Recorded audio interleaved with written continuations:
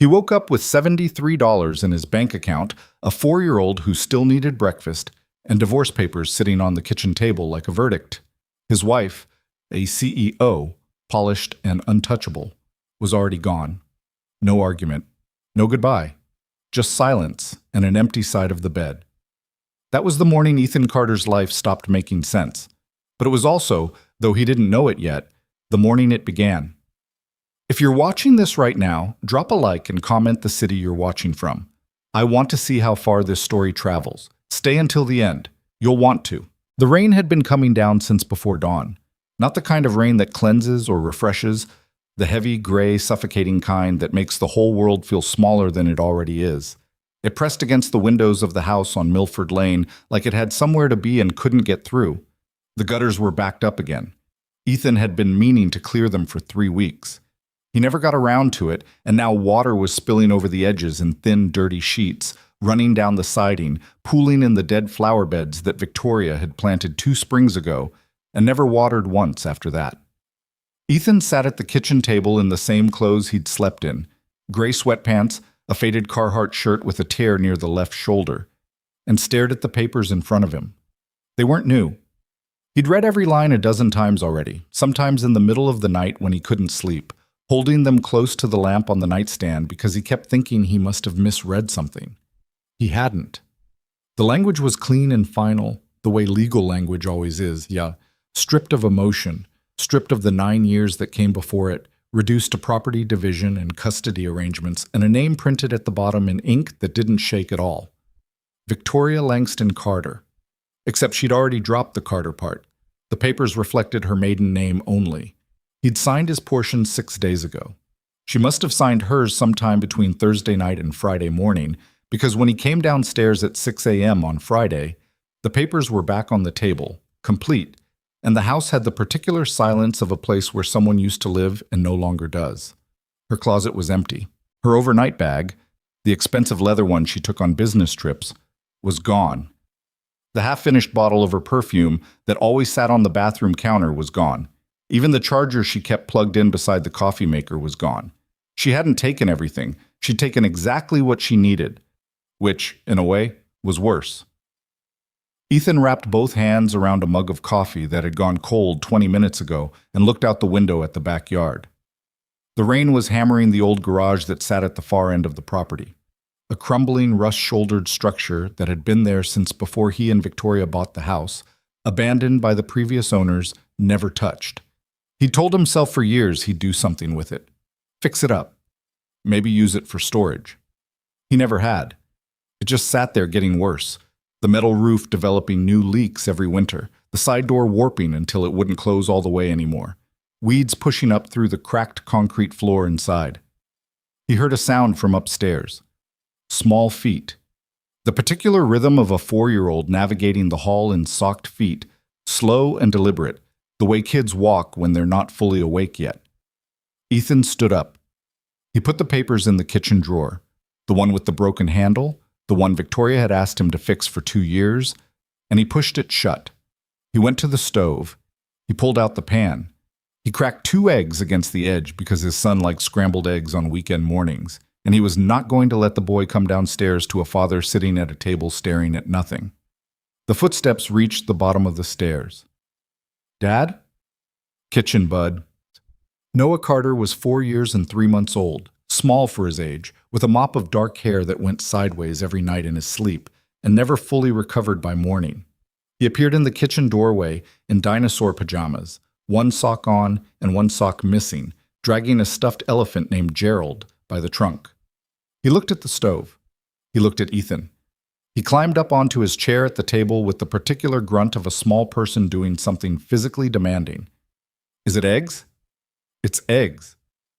Can I have orange juice? We're out of orange juice. Noah considered this. Apple juice? Yeah, we have apple juice. Okay.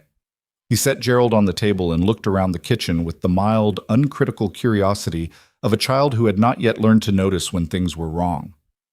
Is it raining? Yeah, bud, it's raining. Can we watch a movie later? Sure, yeah, we can watch a movie. Ethan set the juice on the table and went back to the eggs. His hands were steadier than he expected. He was grateful for that. He didn't know how much longer they'd stay that way, but for right now, while the eggs cooked and the rain hit the windows, and Noah told Gerald something in a low, serious voice that Ethan couldn't quite hear. For right now, his hands were steady. The marriage had not collapsed suddenly. That was the part that took Ethan the longest to make sense of, in the weeks and months that followed. People imagined divorce as an explosion. One catastrophic fight, one unforgivable betrayal, one night that changed everything. And maybe for some people it was. For Ethan and Victoria, it had been more like a slow erosion, the kind that happens to coastlines. You don't notice it day by day.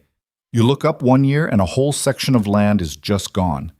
They had met when Ethan was 23 and Victoria was 21, at a county fair of all places, standing in line for funnel cake behind a family of 6 whose youngest child had dropped her snow cone and was taking it badly.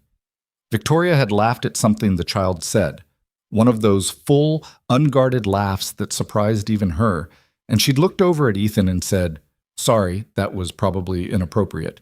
And he'd said, "No, it was perfect," and that was that. She was studying business.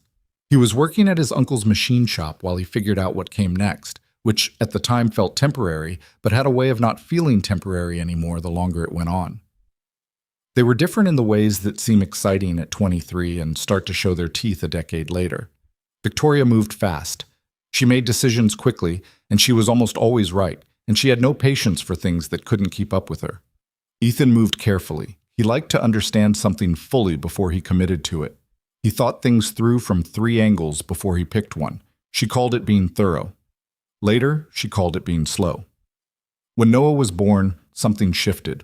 Not right away. Right away was beautiful and terrifying and consuming in the way new parenthood is, and they were too busy surviving it to notice what was changing between them. But gradually, over the months that followed, Ethan watched Victoria pull away from the house the way a tide pulls from the shore. More hours at the office, more trips, more dinners with investors and board members and people whose names Ethan kept forgetting and then felt embarrassed about forgetting and then stopped trying to remember. He never accused her of anything.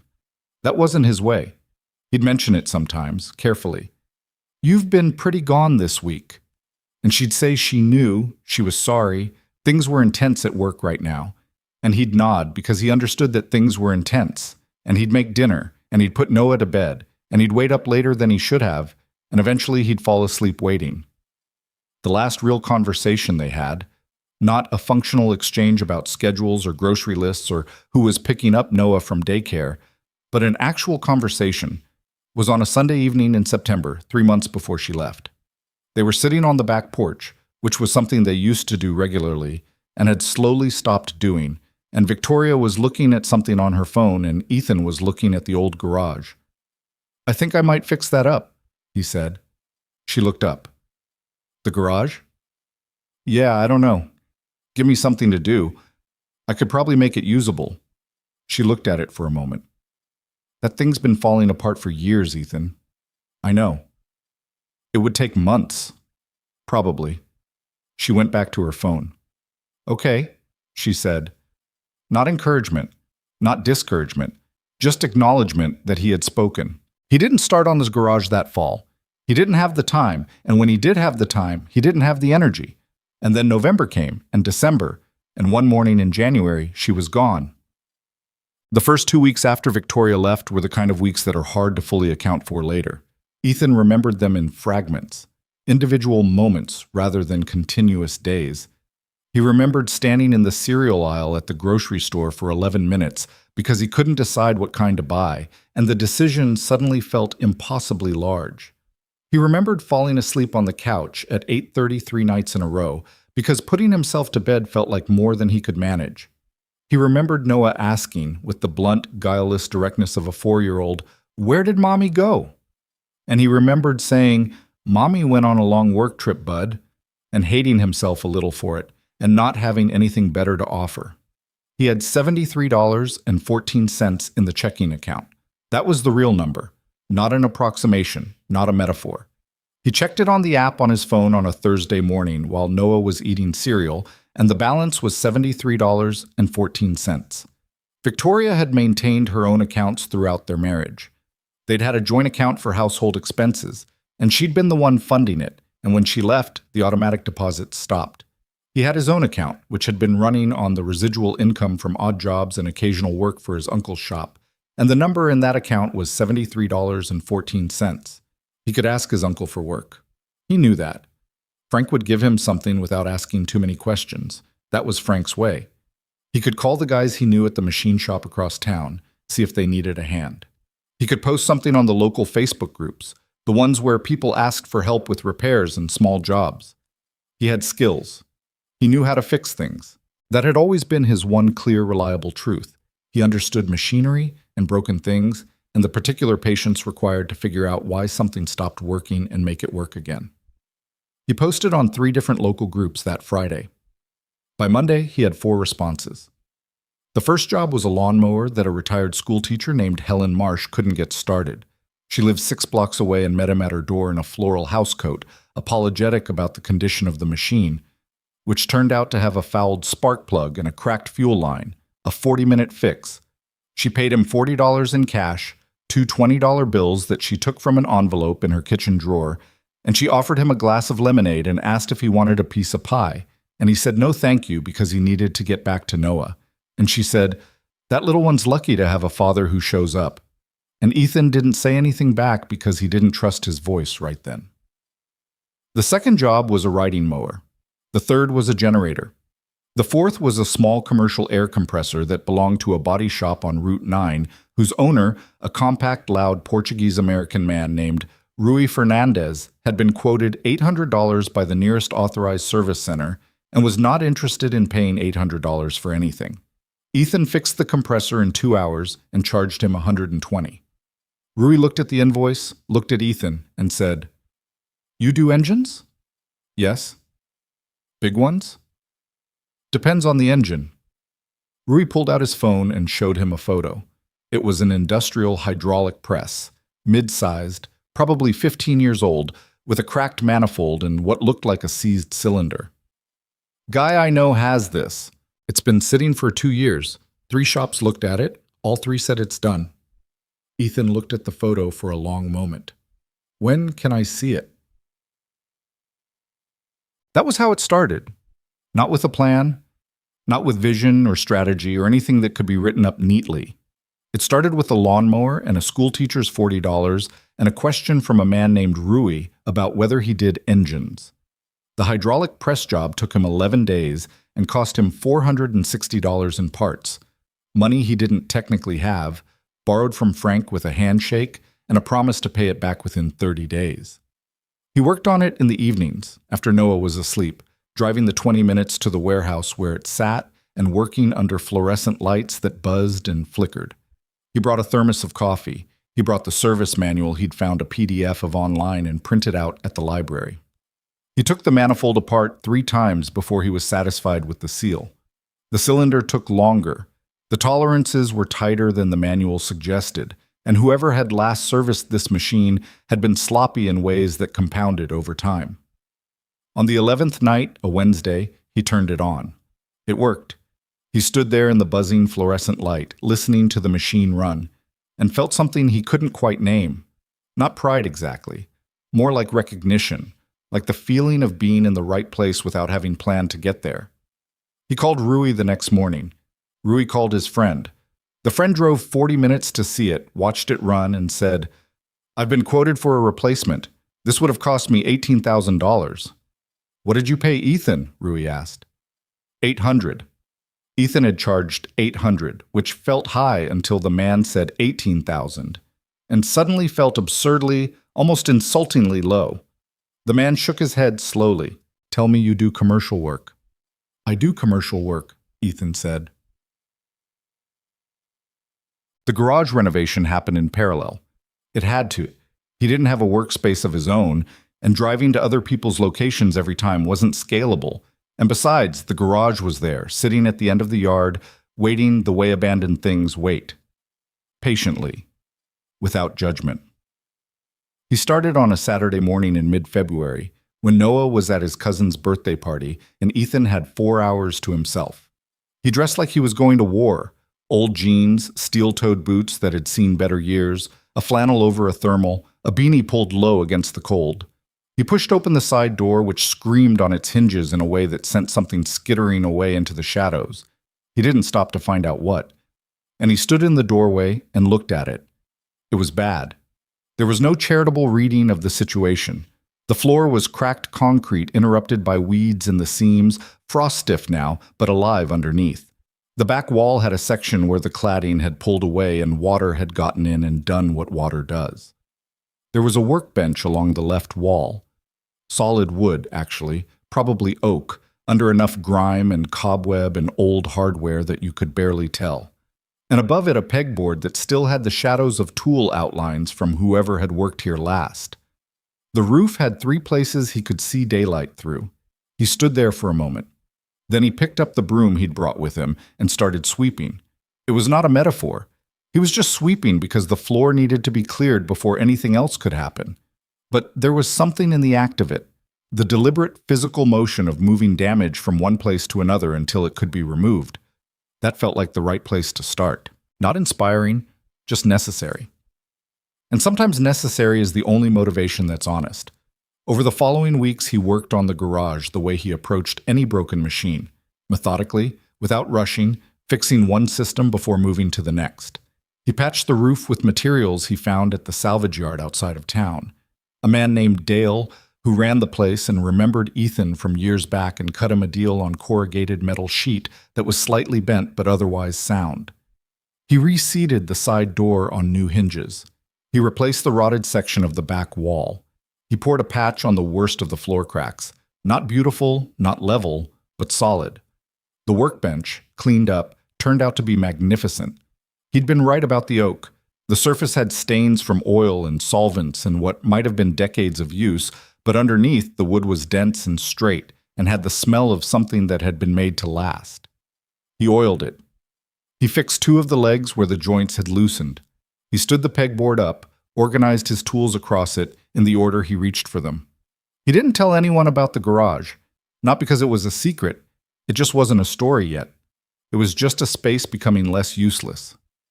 Noah was 4.5 when he first asked where his mother was. Not in the vague, wondering way he'd asked before. Where did Mommy go?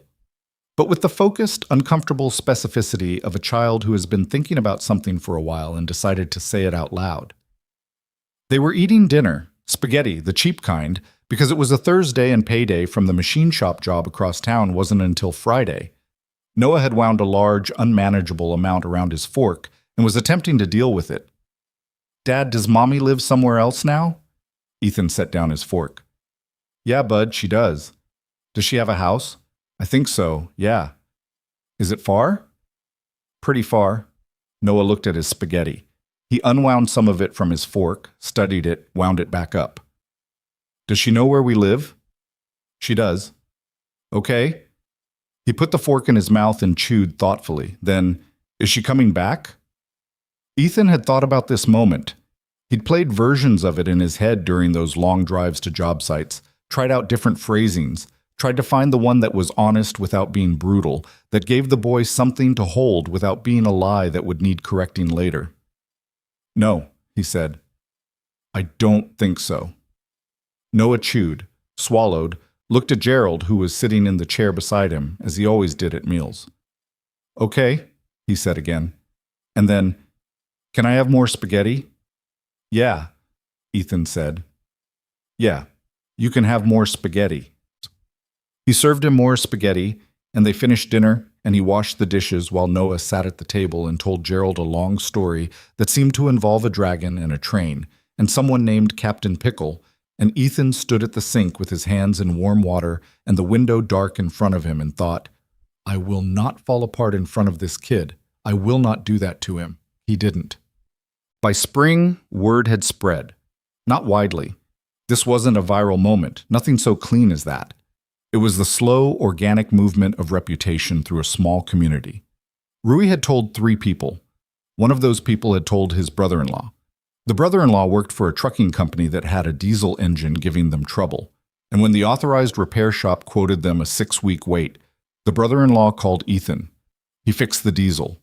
He fixed it in 5 days, working evenings and 1 full weekend shift when Noah stayed with Frank's family. He charged them $900, which was a third of what the authorized shop would have charged and probably still too low. But he was figuring it out as he went, learning the value of his own work in real time, which is something nobody teaches you. The trucking company called him 3 weeks later about a second engine. He was also getting small residential jobs regularly now. Generators, power equipment, small motors of every description. The kind of work that comes in through local Facebook groups and yard signs, and the simple, unstoppable mechanism of one satisfied customer telling another. He had a rate. He had a few steady clients.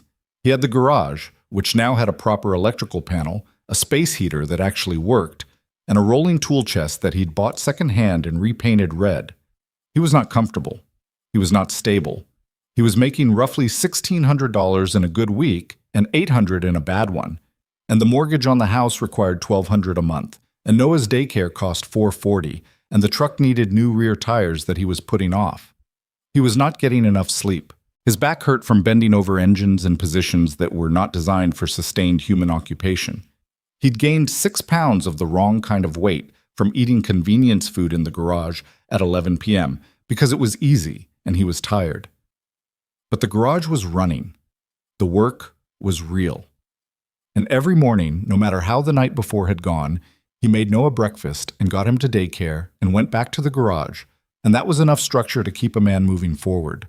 Not gracefully, not inspirationally, just forward. It was early June when James Whitaker appeared at the garage. Ethan heard the truck before he saw it. A diesel pickup pulling a flatbed trailer, moving slowly down Milford Lane, stopping in front of the house. He was under the hood of a commercial-grade water pump at the time and had grease up to his elbows and a particular problem with a corroded impeller shaft that had been resisting him for 2 days. He wiped his hands on a rag and walked out. The man who got out of the truck was 71 years old, though Ethan didn't know that yet. He was the kind of old that takes a long time to arrive, weathered but not worn, with hands that had clearly spent the better part of 6 decades doing physical work. He had white hair under a seed company cap and walked with the slow, deliberate authority of someone who has long since stopped pretending to be in a hurry. "You Ethan Carter?" he said. "Yes, sir." The man looked at the garage. He looked at the tools visible through the open door. He looked at Ethan's hands. "Name's James Whitaker. I farm about 8 miles east of here. Barley, winter wheat, some soybeans. Got a harvesting machine that's been sitting dead in my equipment shed since last October." He paused. 3 shops looked at it. All 3 told me it wasn't worth fixing. I told them I'd find someone who disagreed. Ethan looked at him. What did the 3 shops say was wrong with it? Gear assembly and the threshing drum seized up, cracked the main drive shaft. One of them said the parts alone would cost more than the machine was worth. "How old is the machine?" 14 years. "What brand?"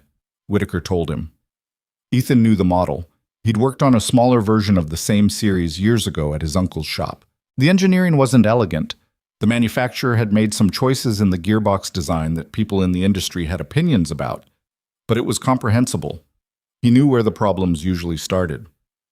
"Can I see it?" Ethan asked.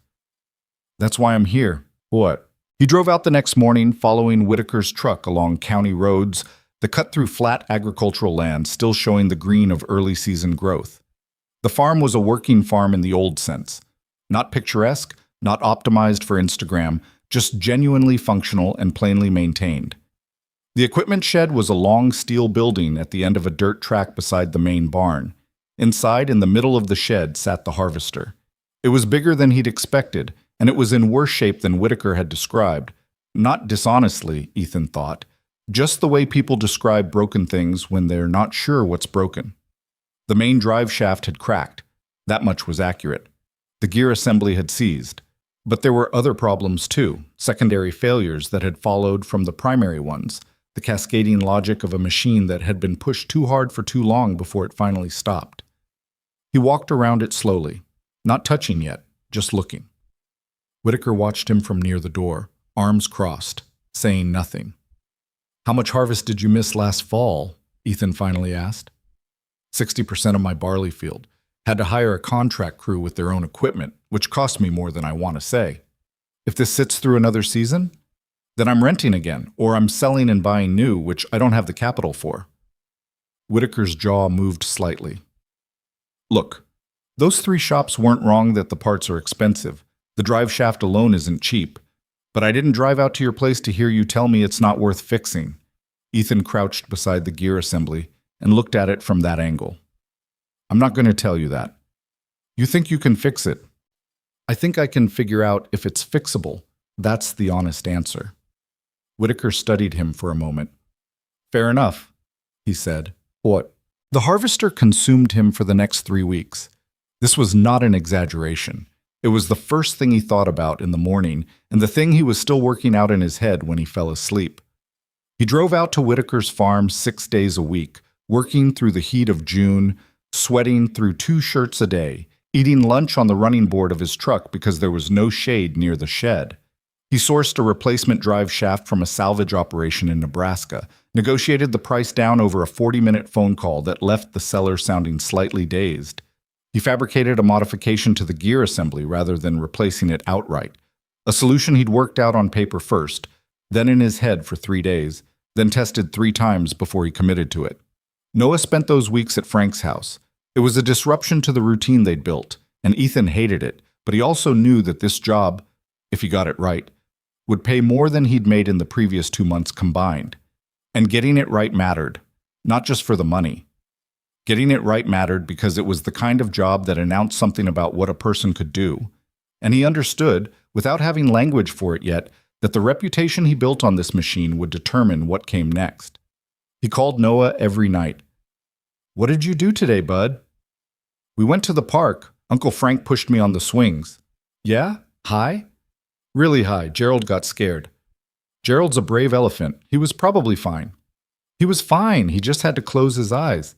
Smart elephant. The night he finished, a Tuesday, nearly midnight, the shed lit by a portable work light that cast everything in hard white shadows. He sat in the cab of his truck for a long time before he turned the key. He was almost afraid to start it, not because he doubted his work. He'd checked everything twice. He doubted the moment, the way it would feel if it worked, because he'd been holding the possibility of it for so long that the actual thing might be smaller than what he'd built up in his head. He got out of the truck and walked back to the shed. He climbed up into the harvester's cab. He turned the ignition. The engine turned over, caught, settled into a deep, even, substantial idle that he could feel in his sternum.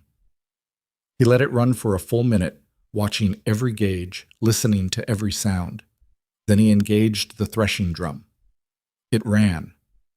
He sat up in that cab while the machine ran underneath him, and the portable work light threw shadows across the shed walls, and somewhere outside a dog barked once, and then was quiet, and Ethan Carter put both hands on the steering wheel and didn't say anything to anyone because there was no one there. Didn't matter. He already knew. James Whitaker arrived at 7 the next morning to find Ethan sitting on a hay bale outside the shed, drinking coffee from his thermos. Whitaker stopped when he saw his face. Well, the old man said. She runs. Whitaker walked past him into the shed. Ethan heard the cab door open, heard the ignition, heard the engine start. He heard the threshing drum engage. He sat on the hay bale and drank his coffee and listened to the sound of a machine that had been broken and was now whole, running clean and even in the morning air. Whitaker came back out. He stood in the shed doorway and looked at Ethan for a moment without speaking. I made some modifications, Ethan said. The gear assembly. There's a design weakness in the original spec. I corrected it. She should run harder and longer than she did before. Whitaker nodded slowly. Then he said something Ethan hadn't expected. My neighbor, he said. Man named Peterson. He's got a grain auger that's been down for a month. I told him I thought I might know someone. Tell him to call me, Ethan said. My son-in-law runs 3 grain bins outside of Lewiston. The conveyor system's been giving him trouble since March. I can look at it. Whitaker was quiet for a moment. He took off his cap, looked at it, put it back on. How long you been doing this kind of work? Ethan thought about it honestly. Pieces of it my whole life. All of it together, about 4 months. The old man nodded again, the kind of nod that means something more than agreement. He reached into his shirt pocket and pulled out a check that he'd clearly written this morning, before he came out, before he'd even heard the machine run. It was for more than they'd agreed on. Not dramatically more, but meaningfully more. Ethan looked at it. "You didn't have to." "I know I didn't," Whitaker said. "Son, the wheat market doesn't care about my feelings, and I don't either when it comes to business. But a man who does what he says he'll do, the way you said you'd do it, that's worth acknowledging." Ethan folded the check and put it in his pocket. "Thank you, sir." "Don't thank me. Just fix Pete's auger." He started walking back toward the house. "And Carter," he said without turning around, "get a sign, something people can find." He got a sign. It was not a beautiful sign. It was a $30 piece of vinyl lettering from the print shop on Harrison Street, stuck to a piece of plywood from the hardware store, planted at the end of Milford Lane. Carter Mechanical, equipment repair, phone number below. That was all. The calls started within a week. Not a flood. Nothing so dramatic. But steadily, with the reliable rhythm of a thing that has found its natural level, the calls came in. Peterson's grain auger. Whitaker's son-in-law's conveyor. A dairy farm outside of town with a milk cooling system misbehaving. A construction company with a concrete mixer that had thrown a bearing. A landscaping company with 2 commercial-grade mowers down simultaneously, and a contract job due Friday that they were about to lose. He fixed them. All of them.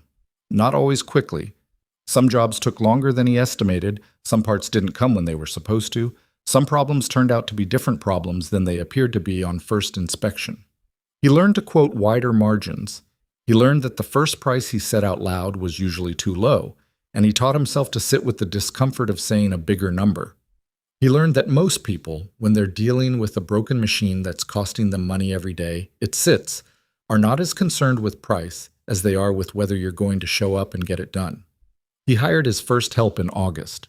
Not an employee, not yet, not with the overhead that implied. A high school kid named Marcus who lived down the street and was mechanically inclined in the loose, intuitive way of someone who'd spent his teenage years taking things apart to see how they worked. Marcus worked 3 afternoons a week for $12 an hour, and mostly handed Ethan tools and watched and asked questions that were occasionally very good. "Why'd you use that grade-a bolt there instead of the standard spec?" Marcus asked once, pointing to something Ethan had done on a pump head. "Because the standard spec is wrong," Ethan said. "Whoever wrote that spec was thinking about cost, not load." Marcus considered this. "How do you know that?" "Because the spec called for grade 5 and the application needs grade 8. The math isn't complicated if you've done it enough times." "Who taught you that?" Ethan thought about it. "Nobody. I worked it out." Marcus nodded slowly, filing it away. He was the kind of kid who filed things away, and Ethan found himself explaining things more often than the job required, partly because Marcus asked, and partly because saying it out loud helped him understand it better himself. But the summer became fall. Noah started pre-K. Ethan took him on the first day.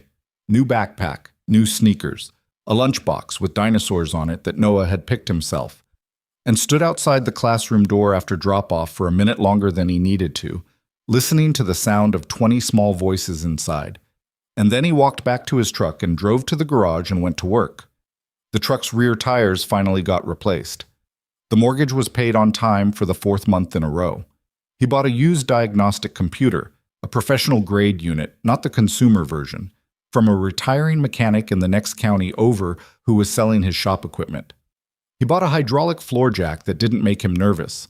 He bought a new LED work light, the kind that actually lit the whole space instead of just the center of it.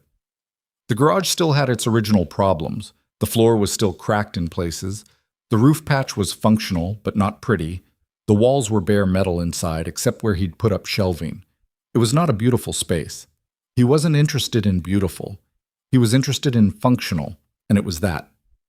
One evening in October, after Noah was in bed and the garage was lit up and Ethan was finishing a write-up on a job he'd completed that day, he heard something outside.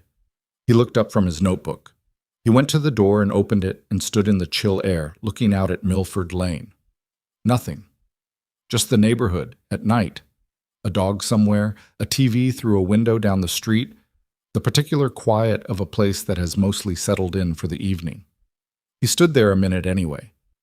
He wasn't sure what he'd expected to find. He went back inside. He finished his notes. He turned off the work light. He stood in the doorway for a second before pulling it shut, looking at the space, the tools on the pegboard, the workbench, the rolling chest, the hoist he'd installed in the ceiling last month, the smell of oil and metal that had become the smell of his life. He pulled the door shut and walked back to the house. His hands were dirty. His back ached in the specific way it always did at the end of a long day. Inside, Noah was asleep with Gerald tucked under one arm, the nightlight in the shape of a moon casting the room in soft yellow. The sound of the boy's steady breathing, the most reliable sound in Ethan Carter's life. He stood in the doorway for a moment. Then he went to bed. The winter that followed was the kind that settles into a place and refuses to leave politely. It came in November with a hard freeze that split the asphalt on Milford Lane in 2 new places and turned the patch on the garage roof into something that required monitoring every time it rained. By December, the temperature had dropped low enough that Ethan's breath fogged inside the garage, even with the space heater running, and he'd taken to wearing his heaviest work gloves until his hands warmed up enough to do anything precise, which took about 40 minutes and a lot of patience he didn't always have. The work didn't slow down. That was the part he hadn't anticipated. That winter would be busier, not quieter. Heating systems failing. Generators that hadn't been run in 8 months being asked to carry load and refusing. Agricultural equipment that needed to be ready before spring planting season, which arrived faster than anyone who wasn't a farmer ever understood. He was turning down jobs by January, not because he wanted to, but because there were only so many hours, and he was already operating at the edge of them. Marcus had asked for more hours in November, and Ethan had given them to him. 4 afternoons a week now, and all day Saturday. The kid was getting better faster than Ethan had expected. Not just technically, though that too. He could diagnose a small engine problem in half the time it used to take him, and his hands had developed the particular economy of movement that came from doing something enough times that you stopped thinking about it consciously. More than that, he was starting to think ahead, starting to ask not just why something had failed, but what would fail next if you didn't address it while you were in there. "This belt's going to go before spring," Marcus said one afternoon in December, pointing to something inside a baler he and Ethan were servicing for a farm up north. "It's not the job they brought it in for, but look at the wear pattern on the inside edge." Ethan looked. The kid was right. "Good catch." "Do I call them?" "Yeah, call them. Tell them what you found. Give them the option. Document it either way." Marcus nodded, already reaching for his phone. Ethan watched him dial and felt something he didn't quite have a word for. Not pride exactly, more like the satisfaction of seeing something develop the way it should. He went back to the main repair. The money situation had changed enough that it no longer kept him awake at 3 a.m, which was its own kind of relief. He wasn't comfortable. He didn't think of himself as comfortable, didn't want to, because comfortable was where you stopped paying attention. But the gap between incoming and outgoing had widened to something that allowed for small decisions without crisis. He'd hired an accountant, a woman named Diane, who worked out of a small office on Garfield Street and had a direct, unhurried manner that Ethan appreciated. She'd looked at his books for 40 minutes on their first meeting and said, "You're undercharging everything. You know that. I'm figuring out the market." "You figured it out. You're just afraid to charge what it's worth." She wasn't unkind about it, just clear. The thing about pricing yourself too low is that it doesn't just hurt you. It tells clients your work isn't serious. People don't respect cheap. They wonder what's wrong with it. He raised his rates in January. Not dramatically, but meaningfully. 15 to 20% across the board, with a new diagnostic fee for initial consultations that he'd been doing free. He lost 2 clients. He gained 4. The 4 were higher value jobs with fewer complications than the 2 he'd lost. Diane had been right. He didn't tell her that, but she seemed to know anyway. Noah turned 5 in February. Ethan made him a cake, chocolate, from a box, with frosting that came out lopsided because piping bags were not a skill Ethan possessed and probably never would, and invited Frank's family and Helen Marsh from down the street, who had become a fixture in their life in the way that good neighbors sometimes do, showing up with meals occasionally, sitting with Noah when Ethan had an emergency call-out, asking for nothing in return except conversation and the occasional update on how the business was going. There were 9 people in the house that Saturday afternoon, which was more than it had held since Victoria left, and Noah ran through all of them with the manic, joyful energy of a boy who had received a remote-control dinosaur and a set of building blocks, and considered both equally important. At some point in the afternoon, Ethan found himself standing in the kitchen alone for a minute while everyone else was in the living room, and he looked out the back window at the garage. The light was on inside. He'd gone out earlier to check on something and left it burning. Through the small window in the side door, he could see the shape of a compressor he'd been rebuilding, half assembled on the workbench, waiting for him. "You thinking about work?" Helen said from behind him. He turned around. She was standing in the kitchen doorway with an empty juice cup that needed refilling. He hadn't heard her come in. "No," he said. "Yes, a little." She came to the counter and set the cup down. "It's okay to think about work, you know. You don't have to feel guilty about it. I'm at my kid's birthday party. You're also a man who built something that keeps your kid fed and housed. Those two things aren't in conflict." She looked at the garage through the window. "You've done a lot with that place." "Still a lot to do." "There always is." She refilled the cup and headed back toward the noise. At the doorway, she stopped. "He's a happy kid, Ethan. Whatever you think you're getting wrong, you're not getting that wrong." He didn't say anything. She went back to the party. He stood at the window another minute, then followed her. The late winter brought 2 things that changed the trajectory of the business more than any single job had. The first was an article. He hadn't known about it until Rui called him on a Tuesday morning in March, before 8, which was not when Rui usually called. "You seen the Gazette today?" "No, I don't read the Gazette." "You might want to." The County Gazette was a twice-weekly paper that most people his age interacted with primarily through its Facebook page, where local controversies and school board meetings and obituaries got more engagement than anything in the actual print edition. Someone on their features staff, a young woman named Carla Soto, who Ethan had never met and didn't know, had written a piece about what she called the revival of independent mechanical trades in the county, and she'd used Ethan and Carter Mechanical as her central example. She'd called his phone number 3 weeks ago to do an interview, and he'd spent 20 minutes talking to her while he was driving and had mostly forgotten about it. The article was 4 paragraphs. His photo, taken without his knowledge, it turned out, by someone at Whitaker's farm who'd sent it to Carla as a local color shot, showed him from behind, working on something large, the garage visible in the distance. The caption said, "Ethan Carter, Carter Mechanical, has built a growing repair operation from a backyard garage in less than a year." His phone rang 14 times that day. He answered 11 of them. The second thing was a man named Gordon Hess. Hess arrived on a Wednesday afternoon in late March in a black SUV that was too clean for the kind of road he'd driven to get there. He was in his mid-50s, compact, with the careful, evaluating manner of someone who spent a lot of time deciding whether things were worth his attention.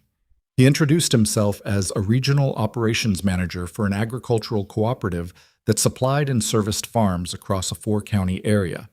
He shook Ethan's hand, looked around the garage with the same calm, unhurried assessment he applied to everything, and said, "Tell me about your capacity." "What do you mean, capacity?" "I mean, how much can you handle? How many jobs per month? What's your turnaround on major equipment? What's your current backlog?" Ethan told him. Honestly, he didn't inflate the numbers, didn't minimize the limitations. Current backlog was 3 weeks. Turnaround on major repairs averaged 8 to 12 days depending on parts availability. Staff was himself and 1 part-time assistant. Hess nodded throughout, making occasional notes on a small pad he kept in his jacket pocket. "We have member farms in this county and the 2 adjacent," he said. 17 farms total with equipment service agreements. Our current service provider retired last year and the replacement we contracted isn't performing. Late turnarounds, parts issues, a couple of repairs that didn't hold. He looked at Ethan. "I read the piece in the Gazette. I also called James Whitaker." "What did Whitaker say?" Something that might have been the beginning of a smile crossed Hess's face. He said, and I'm going to quote him exactly, "If you find someone better, you send me their name." Ethan was quiet for a moment. "What are you proposing?" A service contract, 3-month trial period, renewable quarterly. You'd be the primary repair and maintenance provider for all 17-member farms. Priority response on critical equipment failures, 24 to 48 hours. Scheduled preventive maintenance on a calendar we'd work out together. Hess named a figure for the base contract value. Ethan kept his face even. The number was more than he'd made in his first 6 months combined. "I'd need to expand," Ethan said. "More staff, more equipment." "We'd expect that. The contract terms include a 60-day onboarding period." "I'd need that in writing, the timeline and the terms." Everything would be in writing. Ethan looked at him. "Why me? There are larger shops in the county." Hess put his notepad away. "The larger shops in the county are the reason I'm standing in your garage," he said. "They're efficient and they're clean, and when they get to your job, they do it correctly. The problem is getting to your job. 17 farms can't sit idle waiting for a queue." He paused. "Also, Whitaker told me what you did to his harvester. He said you didn't just fix it, you improved it. That's not common." Ethan stood there in the middle of his garage, cracked floor, patched roof, workbench with a half-finished repair sitting on it, and looked at Gordon Hess, who was waiting with the patience of a man who made decisions for a living and was comfortable with silence. "Give me a week to look at the terms," Ethan said. "If they're fair, I'll sign." They were fair. He signed. The 60 days that followed were the hardest stretch of the business's short life, and not in a way that made for a satisfying story in the moment. Expansion, it turned out, was its own particular chaos. He needed more space. The garage, expanded and renovated as it was not large enough to handle the volume the cooperative contract demanded alongside his existing clients. He needed it fast, and fast meant expensive, and expensive meant alone, and alone meant sitting across a desk from a banker at the county credit union named Terrence Webb, who looked at his 9 months of financial records and asked questions that Ethan didn't always have clean answers to. "You've got strong revenue growth," Webb said, "but your operating structure is still essentially informal. No LLC, no formal employment contracts." "I've been moving fast." "I understand that. We're going to need to see some formalization before we can talk numbers." He slid a list across the desk. "These are the items. It's not onerous, it's just paperwork. But we need it." Diane handled most of it. She was accustomed to this kind of work, she said, and she charged him a flat fee that he considered fair and paid without arguing. Carter Mechanical, LLC, was filed on a Thursday afternoon. He didn't feel differently afterward, which surprised him a little. He'd thought formalizing the thing might feel like something. It mostly felt like paperwork. The loan came through in 6 weeks. He used half of it to lease a second space, a former automotive bay on Route 9, a mile and a half from the house, larger than the garage, with a proper lift and enough floor space to run multiple jobs simultaneously. He used the rest on equipment and on hiring 2 full-time technicians, which was an experience that disabused him quickly of any remaining notion that growth was a clean process. The first hire was a 38-year-old man named Dennis Yu, who had 15 years of diesel engine experience, impeccable references, and a personality that Ethan could only describe, after 2 weeks of working with him, as compressed. Dennis communicated in minimum necessary words. He did not make small talk. He did not volunteer information. He was, by any measure Ethan could apply, an exceptional mechanic, precise, thorough, efficient. And he had the social presence of a machine that preferred not to be spoken to while it was running. Their first substantive exchange, 3 days into Dennis's employment, went approximately like this. "Dennis, when you finish the hydraulic lines on the Peterson baler, the fitting on the return side needs to be already addressed it. You saw the..." "Yeah." Ethan stopped. "Okay." Dennis turned back to the baler. Ethan went back to what he was doing. They worked in silence for 2 hours, and it was, objectively, a productive 2 hours. The second hire was harder. He interviewed 4 people and chose a woman named Sandra Alcott, who was 26 and had come out of a 2-year mechanical program at the community college and 2 subsequent years at a shop in the city that had closed when the owner retired. She was good, not Dennis-level experienced, but solid, and she asked the right questions in the interview, which Ethan weighted heavily. The problem was that Sandra had opinions about how a shop should be run, and she expressed them, and some of them were correct, and Ethan was not always graceful about receiving correct opinions from people who worked for him. The parts inventory system you're using doesn't work for more than one person, she said, in her second week, standing at the cabinet he'd been using as a parts log since the beginning. When you're the only one pulling parts, you know what's there. When 3 people are pulling parts, you're going to start having shortages, and you're not going to know why. I've been thinking about upgrading the system, Ethan said. The system doesn't need upgrading, it needs replacing. He looked at her. Do you have something in mind? She pulled out her phone and showed him an inventory management platform she'd used at the city shop. It was not free, but it wasn't expensive. He looked at it for a minute. Set it up, he said. She blinked. She'd clearly been prepared for more resistance. Okay. Enter everything we've got in stock first. Dennis can help when he has a gap. She left to find Dennis, and Ethan heard from across the shop Dennis's response to being told he would be helping with inventory entry, a single word that was technically not a word, but communicated clearly nonetheless. Marcus, now working full-time after graduating in May, served as a kind of informal middle ground between Ethan and his 2 new hires. Easier with Dennis than Sandra was, easier with Sandra than Dennis was. Useful to everyone in the slightly chaotic way of someone who had no fixed role and therefore could occupy whatever role was currently needed. The cooperative contract went into effect on the 1st of April, and the 17 farms turned out to be 17 very different personalities with 17 different conceptions of what priority response meant and 17 different standards for what constituted adequate communication. Ethan spent nearly as much time on the phone in April and May as he spent in the shop, which was not something he'd factored into his self-image as a mechanic. He was not, by disposition, a phone person. He was a hands person. He thought with his hands. Talking was fine when it was about something specific, but talking to manage expectations and confirm appointments and explain why a part hadn't arrived and wouldn't arrive until Thursday. That kind of talking was a tax he hadn't known he'd be paying. One farmer, a man named Garrett Oakes, who ran a large operation 20 miles north and seemed constitutionally incapable of doing anything in a calm register, called Ethan at 6:45 on a Saturday morning in May to report that his planting equipment was down and he needed someone there in an hour. My nearest tech can be there in 2.5 hours, Ethan said. He was in the kitchen making Noah's breakfast and had answered without looking at who was calling. 2.5 hours is unacceptable. My planting window is this weekend. I understand that. And I also have one technician on call this morning, and you're 20 miles out. 2.5 hours is what I've got. Your contract says priority response. Priority response is 48 hours. I'm offering you 2.5. A pause. What if I call the cooperative and tell them, Mr. Oakes? Ethan switched the eggs off the heat. Call them. That's your right.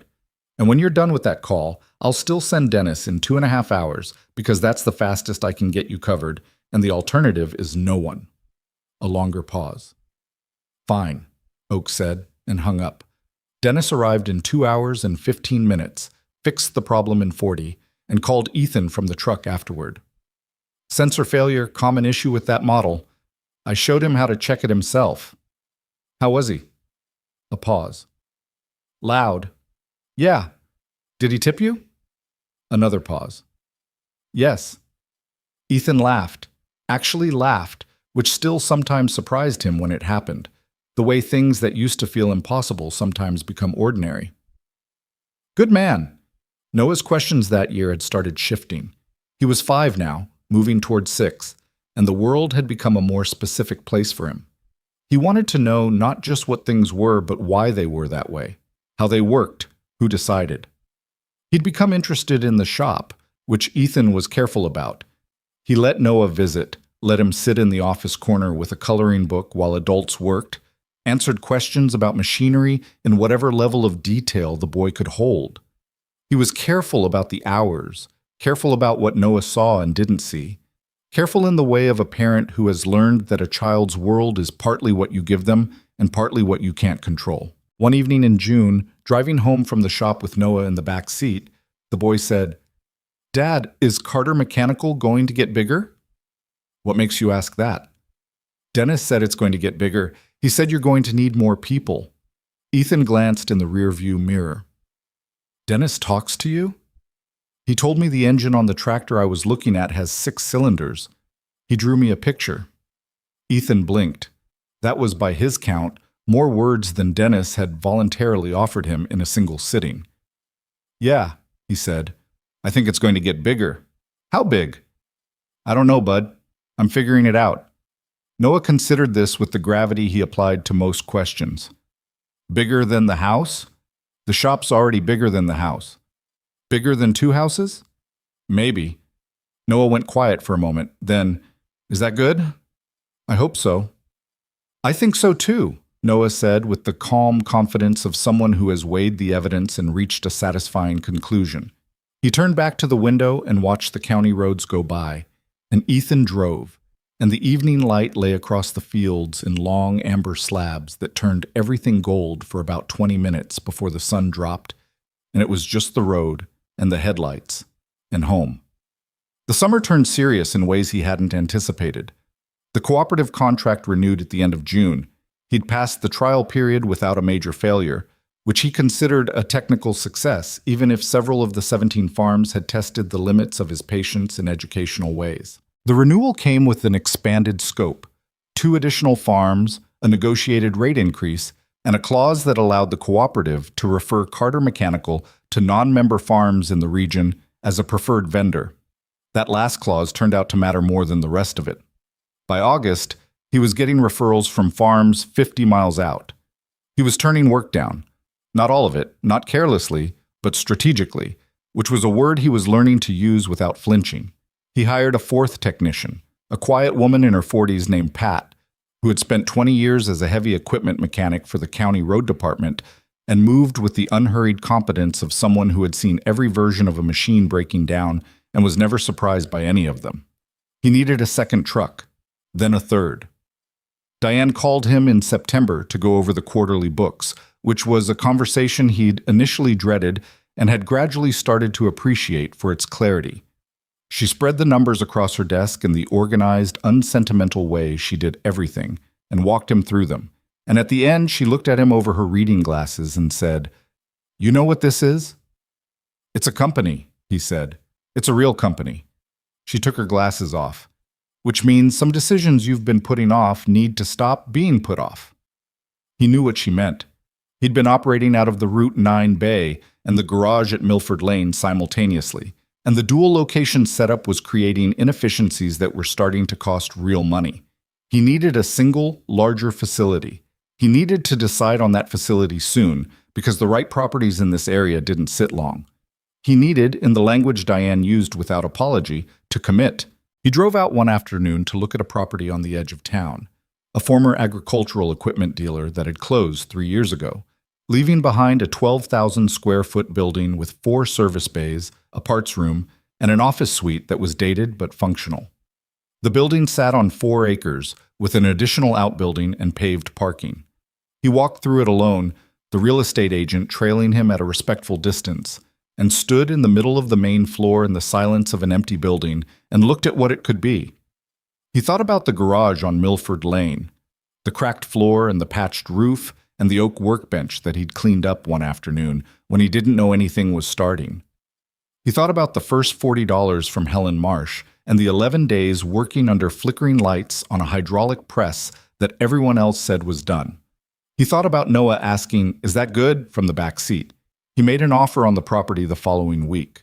The negotiation took 4 days and cost him some sleep and required 2 conversations with his banker that were not entirely comfortable, but the offer was accepted.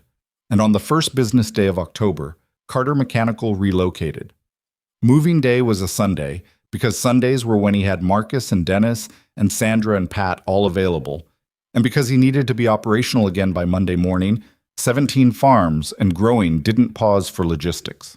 They moved everything in 9 hours, which was not elegant and involved at least one incident with a shop crane that nobody ever spoke of afterward. And by 4 in the afternoon, the new facility was functional, if not organized. And by 6, it was organized well enough that Ethan could stand in the middle of the floor and see where everything was. He went back to Milford Lane that evening.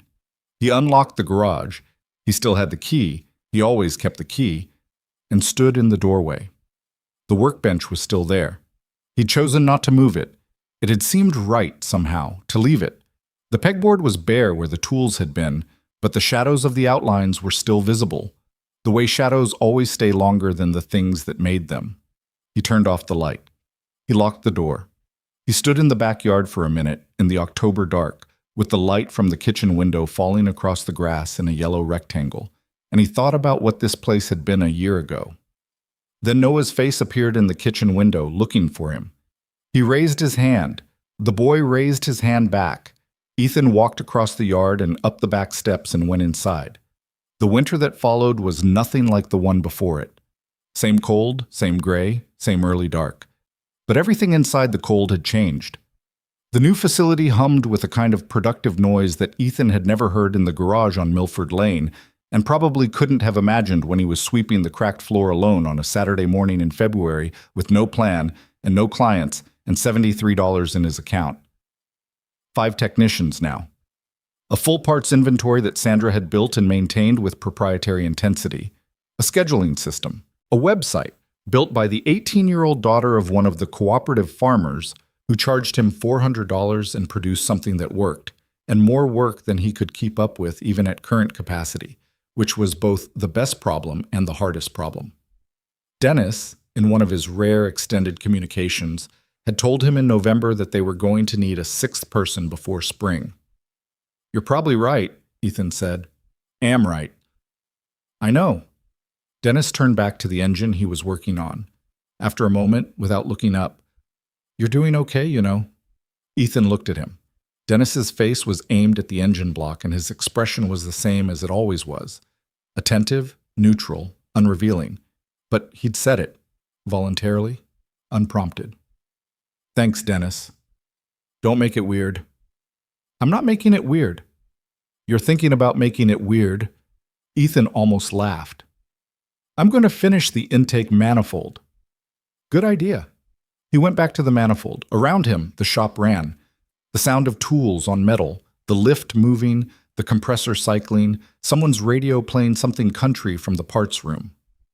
Outside the tall windows, it was getting dark early the way it always did in December, the sky going purple and then black by 4:30, the parking lot lights coming on and throwing white circles on the asphalt. He stood at the workbench and thought, a year ago I had $73 and a rusted garage. He didn't say it out loud. There was no one to say it to, not in that moment.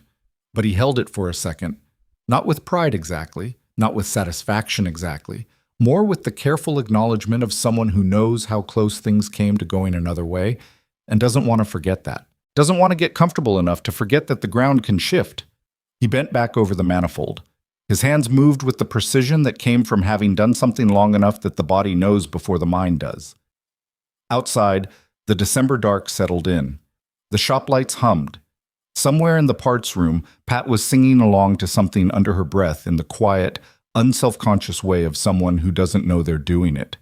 Carter Mechanical ran through the night. The 6th person Dennis had predicted turned out to be 3 people, and they needed them all before February. It had happened the way growth sometimes happens. Not as a straight line, but as a sudden steep jump that made the previous plateau feel, in retrospect, like it had been preparation. The cooperative had referred Carter Mechanical to a regional construction company in January, a mid-sized operation called Braddock & Sons that ran heavy equipment across 3 counties and had been without a reliable service contractor since their previous provider went under in the fall. The Braddock account doubled the shop's monthly revenue in a single contract. It also doubled the demands on every system Ethan had built and exposed the seams in those systems with a thoroughness that was educational and occasionally humiliating. The first thing that broke was scheduling.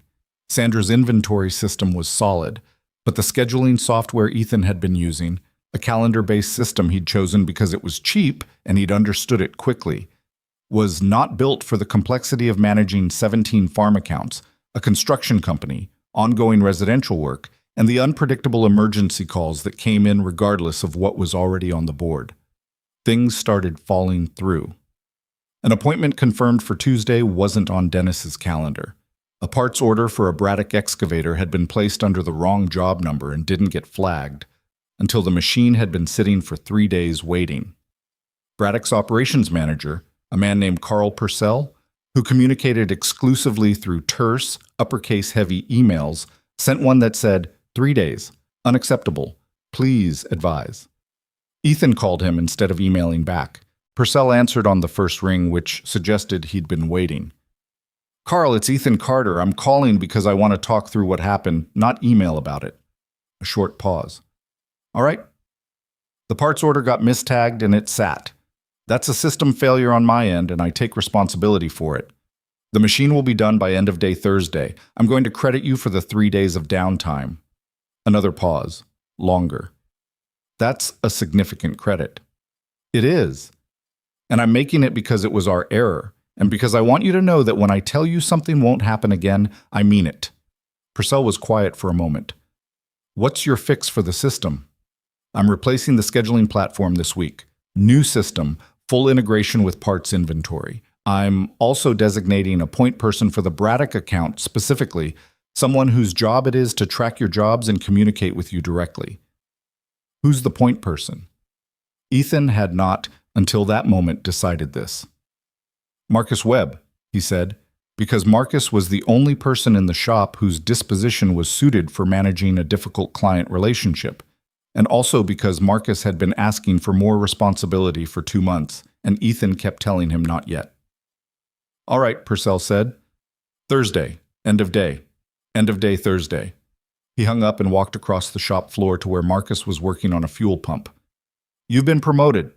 Marcus looked up. To what? Braddock account manager. You're their point person. All their jobs run through you. Marcus set down his wrench slowly. I don't know if I know enough to sit. You know enough. You know how this shop works better than anyone except me and Dennis. You know how to talk to people. Purcell's going to test you. He tests everyone. And you're going to hold the line without being rude about it. He paused. 10% raise. Marcus picked his wrench back up. Okay? Okay. Yeah, okay. What's his number? The scheduling platform was replaced within the week. A cloud-based system that Sandra had actually suggested 3 months ago, and that Ethan had deferred because the upfront cost felt large at the time, and now felt, in comparison to a 3-day downtime credit to Braddock, extremely reasonable. The integration took a weekend and a lot of bad coffee, and Pat staying 4 hours past the end of her shift because she was constitutionally unable to leave a thing half-finished, which was a quality Ethan appreciated about her, and occasionally felt guilty about benefiting from. You should go home, he told her at 9 o'clock on the Saturday night of the integration weekend. Almost done with the parts mapping, she said, not looking up from the screen. I can finish the parts mapping. You'll miss the subcategories. I set up a subcategory system. He looked at the screen. She had in fact set up a subcategory system that was more sophisticated than anything he'd designed. Did you document how it works? I'm doing that now. Go check on the boy. Noah was at Frank's for the weekend. He's fine. Then go get some sleep. You look terrible. Thank you, Pat. You look like a man who hasn't slept enough since 2021. That's approximately accurate. He got his jacket. I'm leaving you in charge of the building. I've been in charge of this building since October and you just noticed. He left. She was probably right. By March, the shop had settled into its new scale. Not comfortably, exactly. There was nothing comfortable about operating at the edge of your capacity while simultaneously trying to grow that capacity, but functionally, sustainably. The word Diane used at their quarterly review was viable, which she said in the tone of someone who understood that it was not a small word, even if it sounded like one. You've also got an asset base now, she said, sliding a page across the desk. The facility, the equipment, the vehicles, this is a balance sheet, a real one. He looked at the page. He'd seen numbers like this before, on the cooperative contract, on the Braddock paperwork, but seeing them assembled in one place under his name and the company name did something he hadn't anticipated. It made it concrete in a different way, not more real exactly. It had been real since the first $40 from Helen Marsh, but more permanent, like something that would still be there tomorrow and next year and 10 years from now. What are my vulnerabilities, he asked. Diane appreciated this question. He'd noticed that over the past year. She lit up slightly when he asked the harder question instead of the easier one. Concentration risk primarily. Too much revenue tied to two accounts. If the cooperative restructures or Braddock gets acquired, you feel it. How do I fix it? Diversify, which you're already doing with the residential and small commercial work. Keep doing it. Don't let the big accounts be more than 40% of revenue combined. She paused. Also, you need a business line of credit, separate from the equipment loan, working capital for when the big accounts pay slow. Does Braddock pay slow? Braddock pays on net 60 terms, which means you're floating 60 days of their labor costs every month. He hadn't thought about it that way. He'd thought about revenue, not float. Set it up, he said. Already drafted the application. He signed it before he left her office. Spring came in stages, the way it always did in this part of the state. A warm week, then a hard frost that killed whatever had started to come up too early, then another warm week, then a period of rain that turned every unpaved surface in the county to mud. The farm accounts got active again as planting season approached, which meant preventive maintenance calls stacked up in March, and the early equipment failures started in April. And by May, the shop was running at full capacity every day, and Ethan had stopped pretending he would ever have evenings to himself between March and October. Noah was in kindergarten now. He'd adjusted to the school routine with the philosophical flexibility of a child who was generally interested in what came next. And he had a best friend named Cooper who lived 4 blocks away, and was, by Noah's account, the world's foremost authority on dinosaurs. The two of them spent Saturdays together when Ethan could arrange it, and on those days, Ethan allowed himself the thing he still found hardest to allow, which was stopping. Not thinking about the shop, not running numbers in his head or drafting emails he hadn't had time to send. Just being in the house with his kid, making lunch, watching whatever incomprehensible animated thing was current, sitting on the back porch in the spring air while the boys ran around the yard. The garage was still there. He'd cleaned it out again after the equipment moved to the new facility, swept it, locked it. He hadn't decided what to do with it. Helen Marsh had suggested, with the cheerful directness she applied to most suggestions, that he could rent it out and make a little extra money, and he'd said he'd think about it and then hadn't. There was something about the garage he wasn't ready to make a practical decision about, and he'd learned enough about himself by now to recognize when he was resisting something for a reason, even if he couldn't name the reason. The call that changed the direction of Part 3 came on a Thursday afternoon in late May, while Ethan was in the Route 9 bay. They'd kept the lease on it for overflow capacity, a decision that was costing money and saving more than it cost, looking at a transmission problem on one of Braddock's graders. His phone rang with a number he didn't recognize, area code from the city 2 hours south. He almost didn't answer. He had a policy about unknown numbers during work hours. Let it go to voicemail, return it if it was real. But something made him pick up. Carter Mechanical. Is this Ethan Carter? Speaking. Mr. Carter, my name is Renata Souza. I'm an attorney with Halloran and Becht in the city. I'm calling on behalf of a client who is interested in discussing a business arrangement with you. Do you have a few minutes? He set down his wrench. What kind of arrangement? My client is in the business of industrial equipment manufacturing. They're looking to expand their regional service and maintenance network, and they've identified Carter Mechanical as a potential partner. A pause. They'd like to meet in person, if that's possible. Who's your client? Another pause, careful this time. I'm not in a position to disclose that before the initial meeting. I realize that's an unusual request, but I can tell you that they're a significant company, they're serious, and they're prepared to make the conversation worth your time. Ethan stood in the middle of the bay and looked at the grader's open transmission panel. Have them call me directly. They prefer to work through counsel at the initial stage. I understand that. My answer is the same. He kept his voice even. I'm happy to have a meeting. I'm not going to go into one without knowing who I'm meeting with. That's not how I operate. A longer pause. I'll relay that to my client. You do that. She called back 45 minutes later. The client, she said, was Meridian Industrial Group. Ethan looked them up before he called her back. A manufacturer of heavy agricultural and construction equipment, headquartered in the city, regional operations across 6 states, revenues in the range of 400 million annually.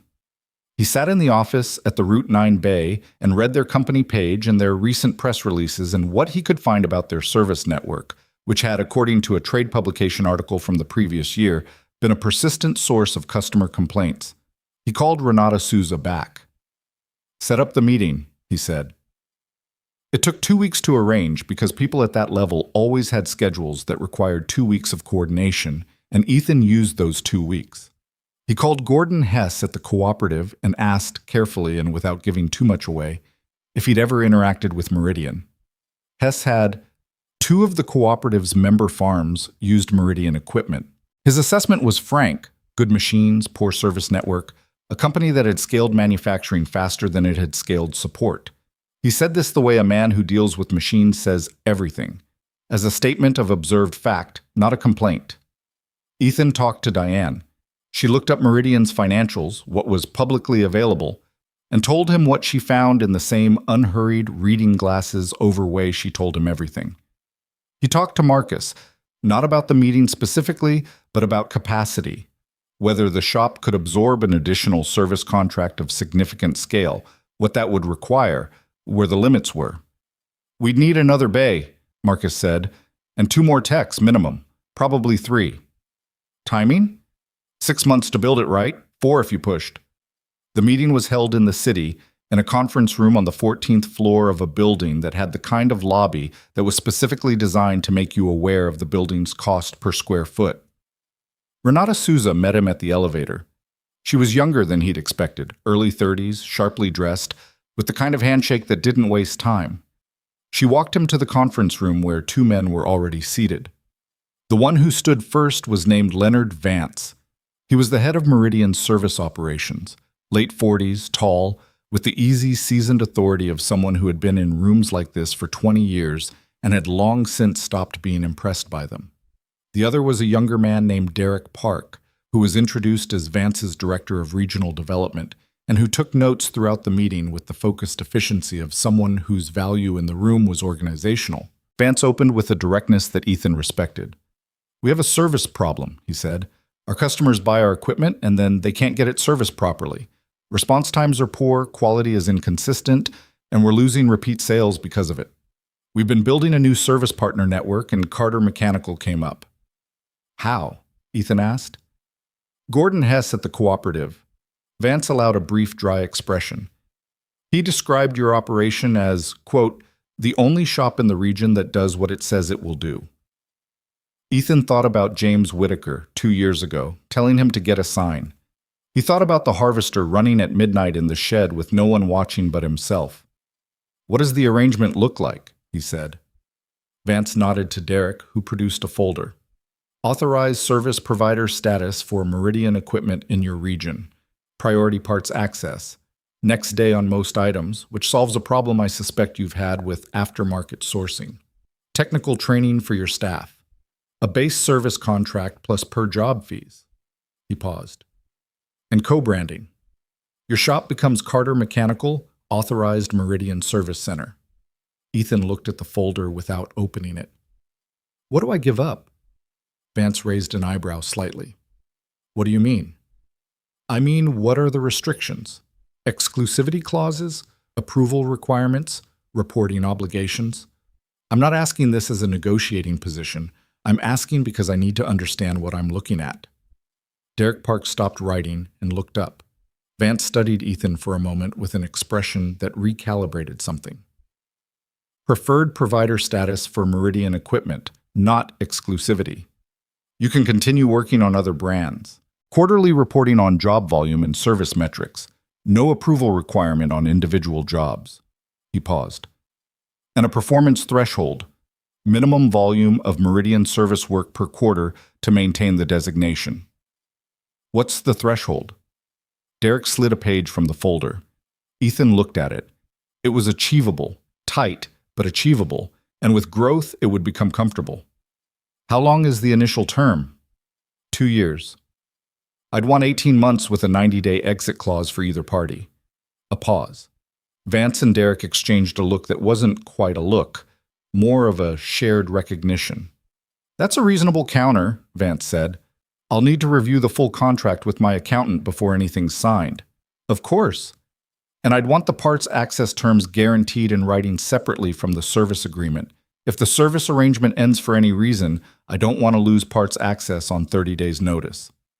Vance nodded. We can accommodate that. Ethan sat back. He looked at the folder, then at Vance. Why the urgency? You've had this service problem for a while based on what's in your trade press. Why is now the moment? Vance paused, and in the pause, Ethan read something. A tightness, a calculation. We're launching a new equipment line in Q3, Vance said. If we launch a new line with the same service reputation we have now, it's a problem. We're building the network before the launch, not after. It was honest. Ethan appreciated that. He could have been given a cleaner version, something about commitment to customer service and regional partnerships, and the honest version made him more inclined to trust what else he'd been told. He drove, actually, 2 hours each way. He didn't fly. Back from the city that afternoon and went straight to the new facility. It was after 6 by then, and the main floor was quiet. Dennis's truck still in the lot because Dennis always stayed late. The office lights on where Marcus was finishing job logs. Ethan walked the floor slowly, looking at it the way he'd looked at the garage 2 years ago, assessing, calculating, figuring out what was possible. 4 more bays built onto the back of the existing structure. Meridian training for Dennis and Sandra first, then the others. A dedicated Meridian service area with parts storage. He walked it in his mind the way he'd walked every broken machine, finding the shape of what it could be, the path from here to there. He heard Dennis come around the corner. You're late, Dennis said. I had a meeting. How was it? Interesting. Ethan looked at the back wall, the one that would need to come down if they expanded. I'm going to need your honest opinion on something. Dennis stopped. This was unusual enough that it registered on his face. Okay. If we took on an authorized service contract with a major manufacturer, volume commitment, technical certification, dedicated equipment, what's your first concern? Dennis thought about it for what felt like a long time, but was probably 30 seconds. Training gap, he said. We'd need factory-level training on their systems. Some of what we do now is intuition. You can't use intuition on a warranty repair. Everything has to be by the book. Would you do the certification program? If the book is good, yeah. He paused. Is the book good? I don't know yet. I'm going to find out. Dennis nodded. Then find out before you sign. The Meridian contract went through 3 rounds of markup over the following 6 weeks. Ethan's attorney, a man named Ray Kowalski, who worked out of a strip mall office and charged rates that were aggressively reasonable, identified 2 clauses that needed revision and one that he called open-ended in a way that will become their problem and not yours. Meridian's legal team pushed back on one revision and conceded the other 2 with less resistance than Ethan had expected, which either meant the terms were fair or that there was a version of this deal that was heavily in their favor, and he still hadn't found it. He spent a week being uncertain which it was. Then he decided that the uncertainty itself was information. You could never fully eliminate it, and refusing to act without certainty was just another way of standing still. He signed on a Wednesday morning in July, in Ray Kowalski's strip mall office, with a pen that had the credit union's logo on it and didn't write properly on the first try. The expansion broke ground in August. Ethan had used a local contractor named Bill Fortuna, who came recommended by 3 people independently, and showed up to the initial walkthrough 20 minutes early and had a tape measure in his hand before Ethan had finished the handshake. They'd gotten along immediately, the way people who think about buildings and people who think about machines sometimes do. A shared language of function, of tolerances, of the difference between what looks right and what is right. 4 bays, Ethan said, walking the back of the building with him. I want this wall to come out here. Overhead doors on this side, personnel door here. I need the ceiling height to accommodate a lift with a full-size agricultural machine on it. So minimum 16 feet, I'd rather 18. Fortuna made notes. 18's fine. You want to run electrical conduit for the lifts now before concrete? Yes. And compressed air lines stubbed to each bay. Drainage in the floor?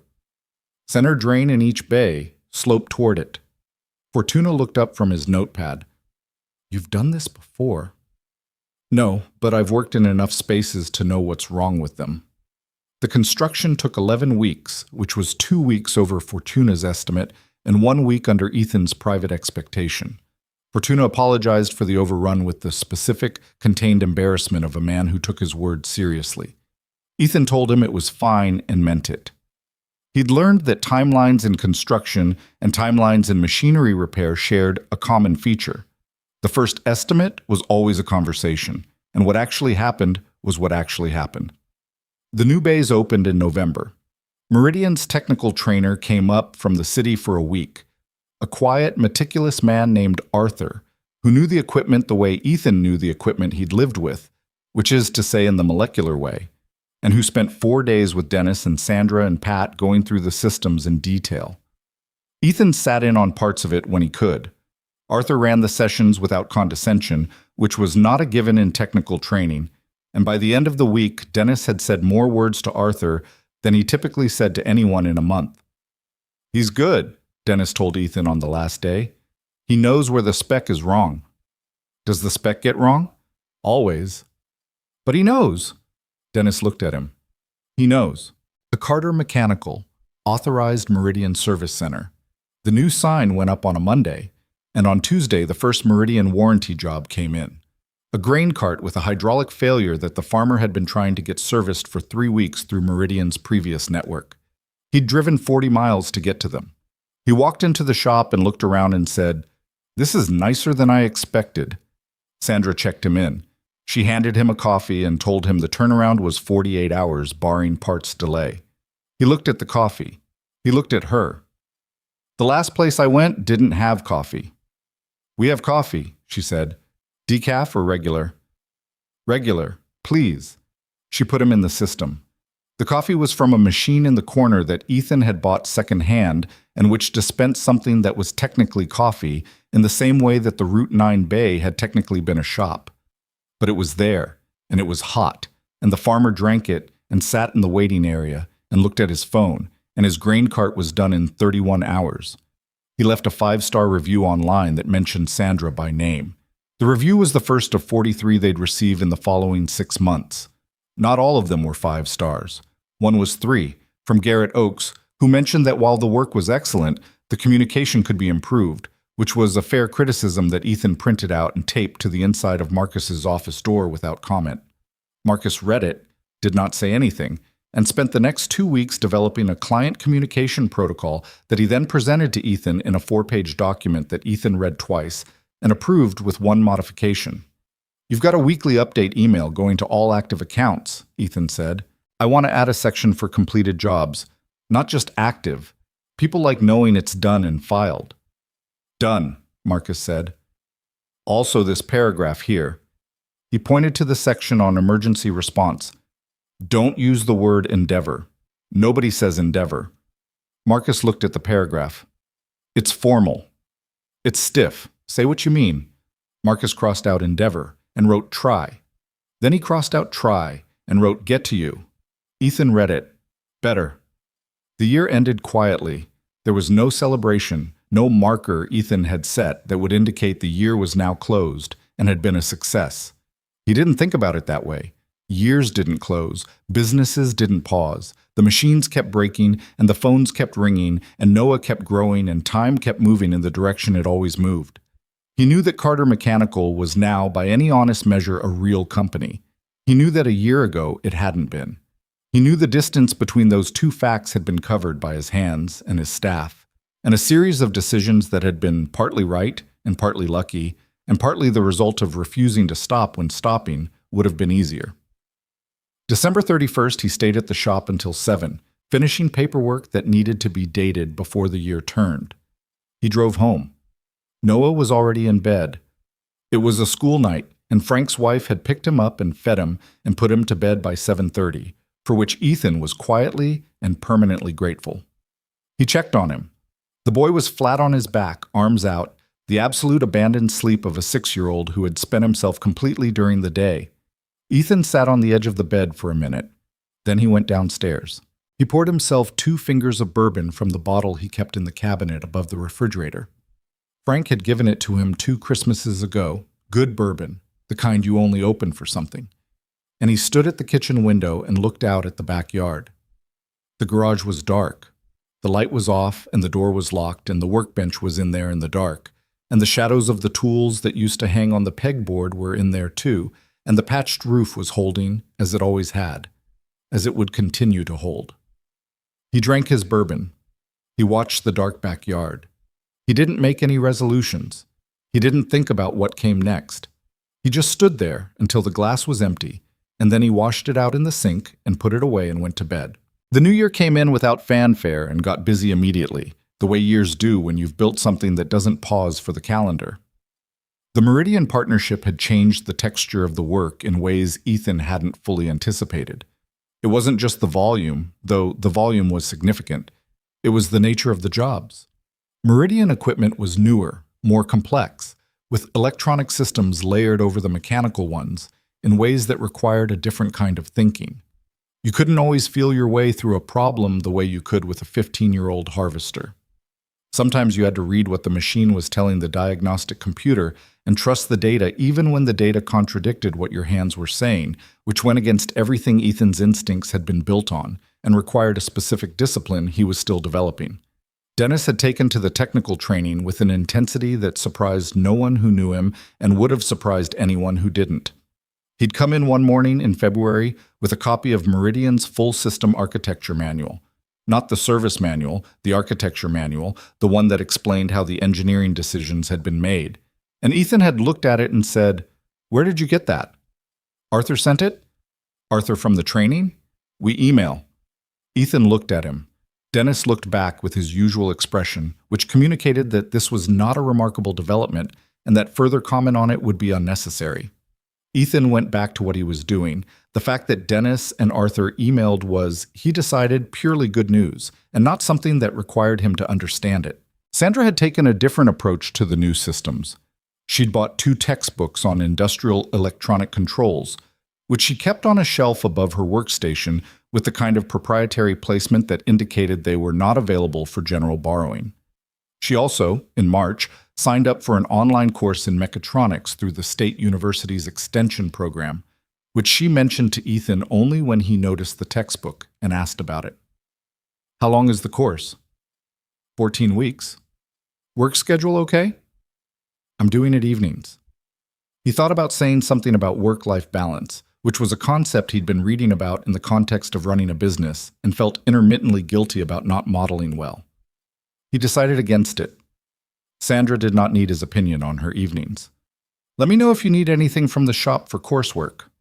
I'll need access to the Meridian diagnostic terminal for the practicum." "Done." She nodded and went back to the intake form she'd been filling out. That was the whole conversation. It occurred to Ethan, not for the first time, that he had hired people who were, in their respective areas, better than him, which was either good management or the natural consequence of having started the whole enterprise, knowing almost nothing about how to run one, and hiring people who covered what he couldn't. The spring that year brought growth and a problem that turned out to be the same thing, which is how it usually works. Carter Mechanical was now running 12 technicians across the main facility and the Route 9 overflow bay. Marcus managed scheduling and client relations with an efficiency that had stopped requiring Ethan's oversight in any meaningful way.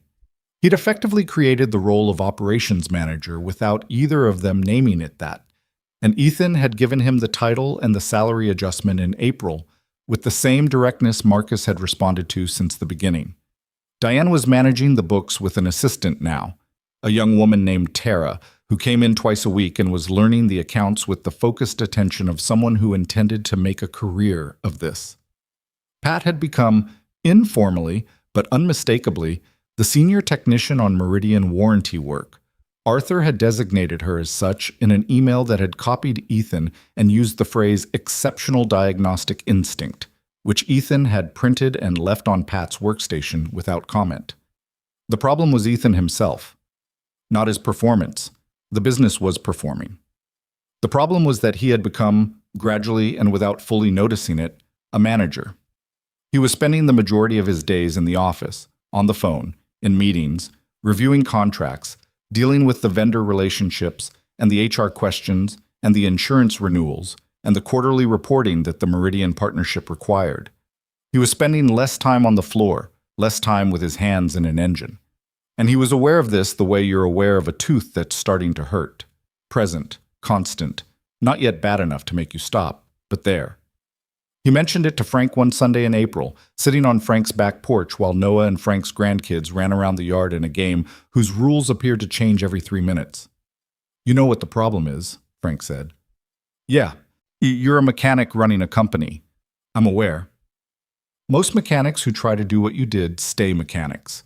They don't build the thing. You built the thing, and now the thing needs a different kind of person at the top than the person who started it." Ethan drank his beer. "Are you telling me I should hire someone to run it?" "I'm telling you, that's the question you're not asking yourself yet." Noah ran past at full speed, pursued by a 7-year-old who was probably Frank's granddaughter, Lily. Both of them were laughing with the unself-conscious total commitment of children who had not yet learned to modulate their joy for an audience. "He's doing good," Frank said, nodding toward Noah. "Yeah. You're doing good too. I know you don't always feel like it." Ethan didn't answer that. He watched Noah run and thought about what Frank had said, the part about the question he wasn't asking himself yet. He started asking it the following Monday. Not out loud, not to anyone else. He wasn't ready for that conversation. But he started asking it in his own head, letting it sit there beside the other things he held while he drove or showered or lay awake at 11 o'clock, doing the mental accounting that had replaced actual sleep in his life. What would it look like to bring in someone to manage operations at the level the company now required? What would he do with the time that freed up? Would he go back to the floor? Would that even make sense? Was he holding on to the floor because he needed to be there, or because being on the floor was the only version of himself he fully trusted? He didn't answer these questions in April. He turned them over. In May, Victoria Langston appeared. He didn't know she was coming. There was no call, no letter, no email. Nothing that would have allowed him to prepare or decide in advance how he wanted to handle it, or say anything to Noah ahead of time. She simply appeared in the parking lot of Carter Mechanical on a Tuesday afternoon when Ethan was coming out of the facility after a meeting with a parts supplier, and he saw her before she saw him, which gave him approximately 4 seconds of advantage that he didn't know how to use. She looked the same. That was the first thing, and it landed harder than he'd expected. 3 years. He'd changed in 3 years, like he could see it in photos, see it in the mirror, the way a man changes when the years are the kind that require something from you. She looked the same. The dark hair, shorter now, cut close at the sides in the way that suited her face. The posture she'd always had, straight, present, the posture of someone who had decided a long time ago to take up exactly the space she was entitled to.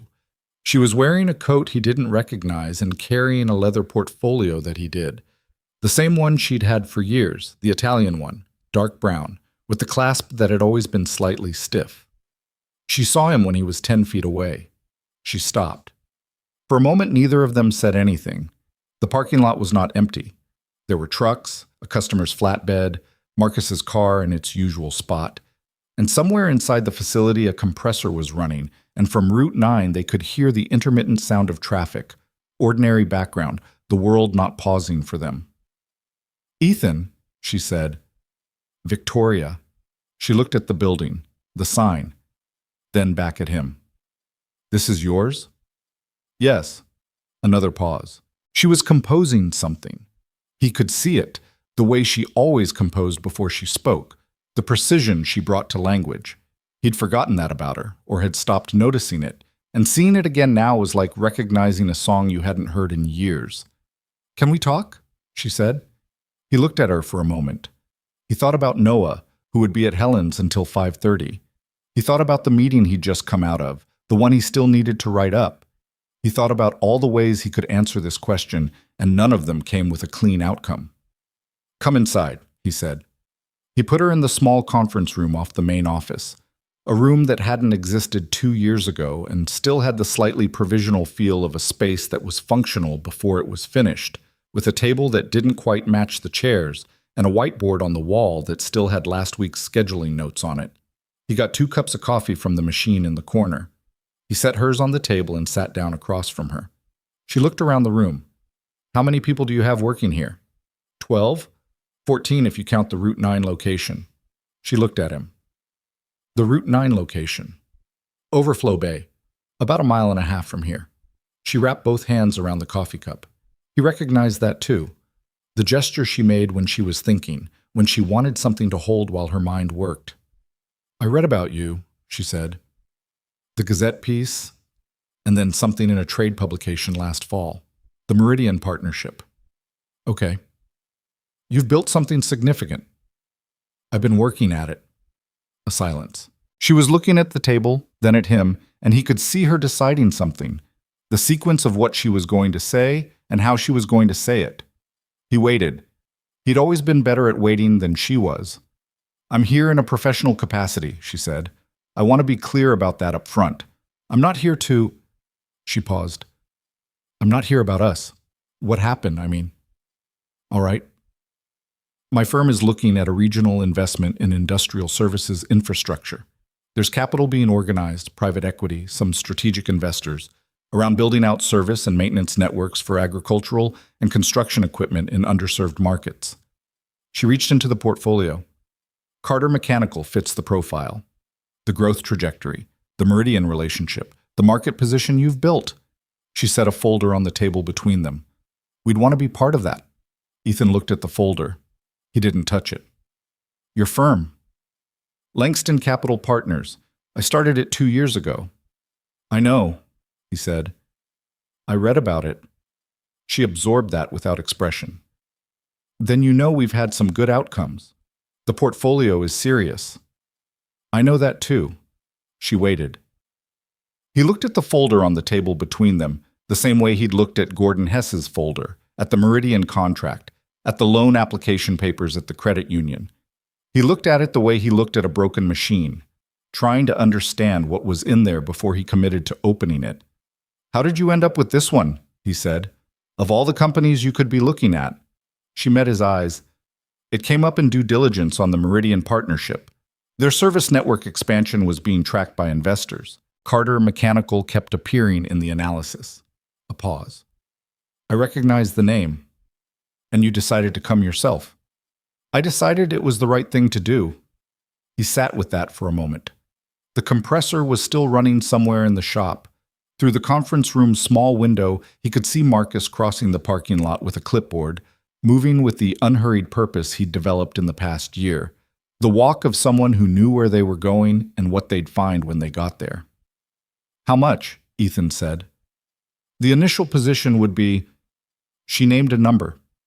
It was a significant number, the kind of number that 2 years ago would have ended the conversation before it started by being so far outside the realm of what he could comprehend as real that he'd have laughed. Now it landed differently. Now it was a real number in a real conversation, and he could hold it without flinching, and that fact alone said something about the distance traveled. Minority stake? He said. Yes, 20%. No board seat. Advisory role only. We don't take operational control in deals at this stage. What do you want in return? Standard return metrics, quarterly reporting, first right of refusal if you ever pursue a larger capital raise or an exit. He nodded slowly. He picked up the folder. He opened it and read the first 2 pages carefully, the way he read everything. Not fast, not performing speed, just actually reading. She sat across from him and didn't rush him. Credit where it was due. She'd always known how to wait when waiting was what the situation needed. He set the folder down. Why are you really here, Victoria? She looked at him. I just told you that. You have associates. You have a team. A deal at this stage doesn't require the principal to make the first visit. He kept his voice even. Not hostile, just stating what was observable. So why are you here? A long silence. Outside, a truck pulled into the parking lot. The compressor cycled off. In the quiet that followed, the conference room felt smaller. Because I wanted to see it, she said. What you built. She looked at the table. I wanted to see it myself. He didn't say anything. And I thought... She stopped, started again. I thought if I came here, it might be easier to separate what I feel about what happened from what makes sense professionally. Is it? She looked up at him. Honestly? No. Not really. He nodded. I appreciate you saying that. Another silence, then she said quietly, "How's Noah?" And that was the thing that shifted the air in the room, the first mention of their son, the place where the professional frame around the conversation showed its limits. Ethan felt something move through him that wasn't anger and wasn't forgiveness and wasn't grief and wasn't relief. It was more complicated than any of those things, and he'd been carrying it for 3 years, and he had known for a while, that he'd be carrying some version of it the rest of his life. "He's good," Ethan said. "He's 6. He's in 1st grade. He's got a best friend who knows every dinosaur that ever existed." He paused. "He looks like you." She looked away. Something in her face moved, tightened, and then was still. "Does he ask about me?" "Less than he used to." She absorbed that. He watched her absorb it. The particular discipline of hearing something that hurts and not letting yourself fall apart in front of someone who would see it. He recognized that discipline. He'd practiced it enough himself. "I'm not here to complicate Noah's life," she said. "I want to be clear about that." "Okay. But if there was ever a time you thought it was—" She stopped. "I'm not asking you to decide anything today." "I know." She looked at the folder. "The investment opportunity is real. It stands on its own terms. You should have your attorney and your accountant look at it. The numbers are what they are regardless of everything else." "I know that too." He looked at her across the conference room table. The woman he'd stood in line behind at a county fair when he was 23, who had laughed at a child's honesty with the kind of laugh you can't fake, who had signed divorce papers so cleanly the ink didn't tremble, who had built her own company in the years since and was now sitting in the room he'd built and looking at him with an expression he couldn't fully read. He thought about the garage, the $73.14. The first night he'd turned on the lights in that shed and looked at what he had to work with. He thought about Noah asking, "Is that good?" from the back seat. He thought about Dennis's one-line assessment, "You're doing okay, you know," and the bourbon he'd drunk alone on New Year's Eve. He stood up. She looked up at him. "I'll have my attorney review the folder," he said. "I'll give you an answer in 3 weeks." She stood. She picked up the portfolio. "That's fair." He walked her to the door. In the parking lot, they stopped. "Ethan," she said, "for what it's worth." She paused, and for a moment she looked like herself. Not the CEO, not the investor, just the person who had once asked him why he thought fixing things made him feel better, and he'd thought about it for 2 days before answering. "What you've done here. It's not what I expected." "What did you expect?" She thought about it honestly. "I don't know. Not this." He nodded. "Drive safe," he said. She got in her car. He stood in the parking lot until she pulled out onto Route 9, and then she was gone, and the parking lot was just a parking lot again, and Marcus was looking at him from the doorway with the carefully neutral expression of someone who had seen the whole thing and was waiting to be asked about it. "You need anything?" Marcus said. "I'm good." "Okay." Marcus went back inside. Ethan stood in the parking lot for another minute. Then he went inside too. He called Ray Kowalski that evening. "I've got an investment proposal I need you to look at." "What kind?" "Private equity, minority stake. The terms look clean, but I want your eyes on it." "Send it over." "And Ethan." "Who's the investor?" A pause. "Someone I used to know." Ray was quiet for a second. "Is that going to complicate things?" "Probably." "All right, send it over anyway." He sent it. Then he sat at the kitchen table. The same table where the divorce papers had been, where Noah ate his cereal every morning, where Ethan had signed the loan papers and the Meridian contract and 100 other documents that had, piece by piece, become the scaffolding of the life he was living now. He sat there and thought. He wasn't angry. He'd expected to be angry when he'd imagined this moment in the abstract. And he had imagined it in the way you imagine things you can't stop thinking about. He'd imagined confrontation or coldness or the clean, satisfying geometry of someone witnessing what they'd walked away from. None of those things had happened. What had happened was more like a door opening into a room he'd thought was locked, and finding that the room was just a room, not a wound, not a victory, just a space that still existed. Noah called from his bath. Something about Gerald getting wet. Ethan pushed back from the table and went upstairs. The 3 weeks he'd promised Victoria passed with their usual density. The Braddock contract came up for renewal, and Carl Purcell, who had evolved from difficult client to something approaching a straight shooter, negotiated hard on the rate increase and conceded when Ethan presented the downtime data from the past year in the form of a simple 2-page document that Marcus had put together.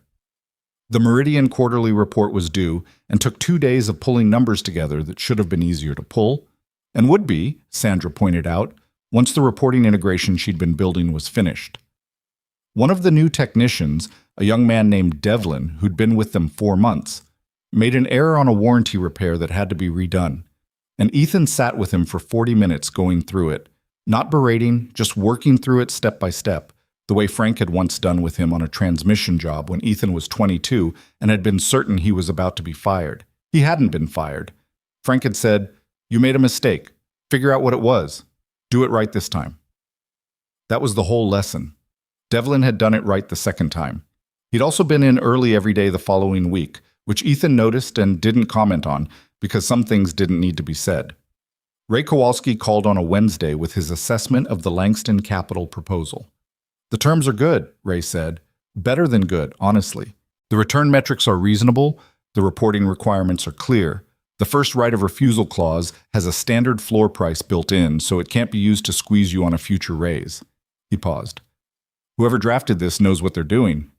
"She does." Another pause. "You already knew the terms were good." "I wanted your read." "My read is that this is a legitimate offer from a sophisticated investor, and there's no language in here that's designed to trap you." He paused again. "What's your hesitation?"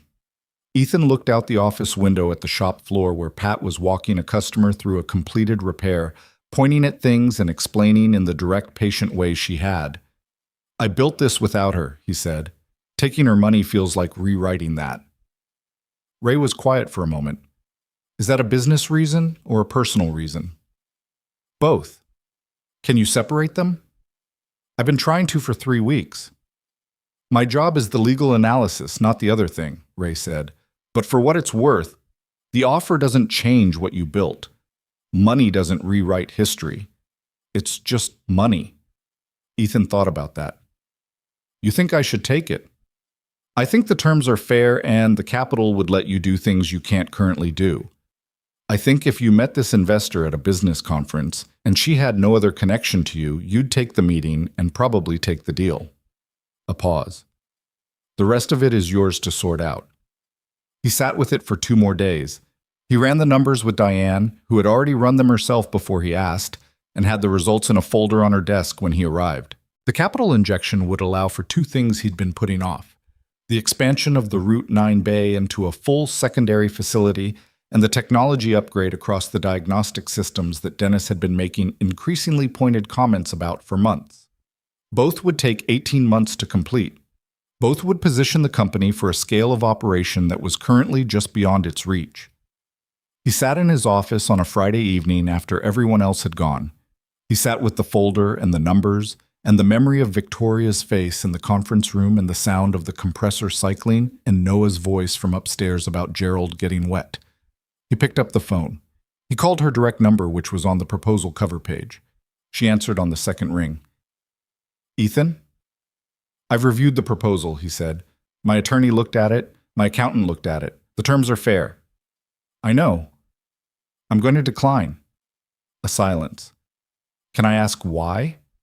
He looked out the office window at the dark shop floor. The lifts, the workbenches, the tool chests, the Meridian diagnostic terminal that Arthur had certified them to use, Pat's bookshelf in the corner with her manuals lined up by equipment series. He looked at all of it. "Because this company was built without that capital," he said, "and the people who built it, me, my staff, everyone who made this work, they deserve to own it entirely. All of it, not 90% of it." He paused. "And because you and I have unfinished business that isn't about money, and mixing the two would make it harder to deal with the part that matters more." Another silence. Longer. "The unfinished business," she said. "Noah." "Yes." She was quiet for a moment. When she spoke again, her voice was different.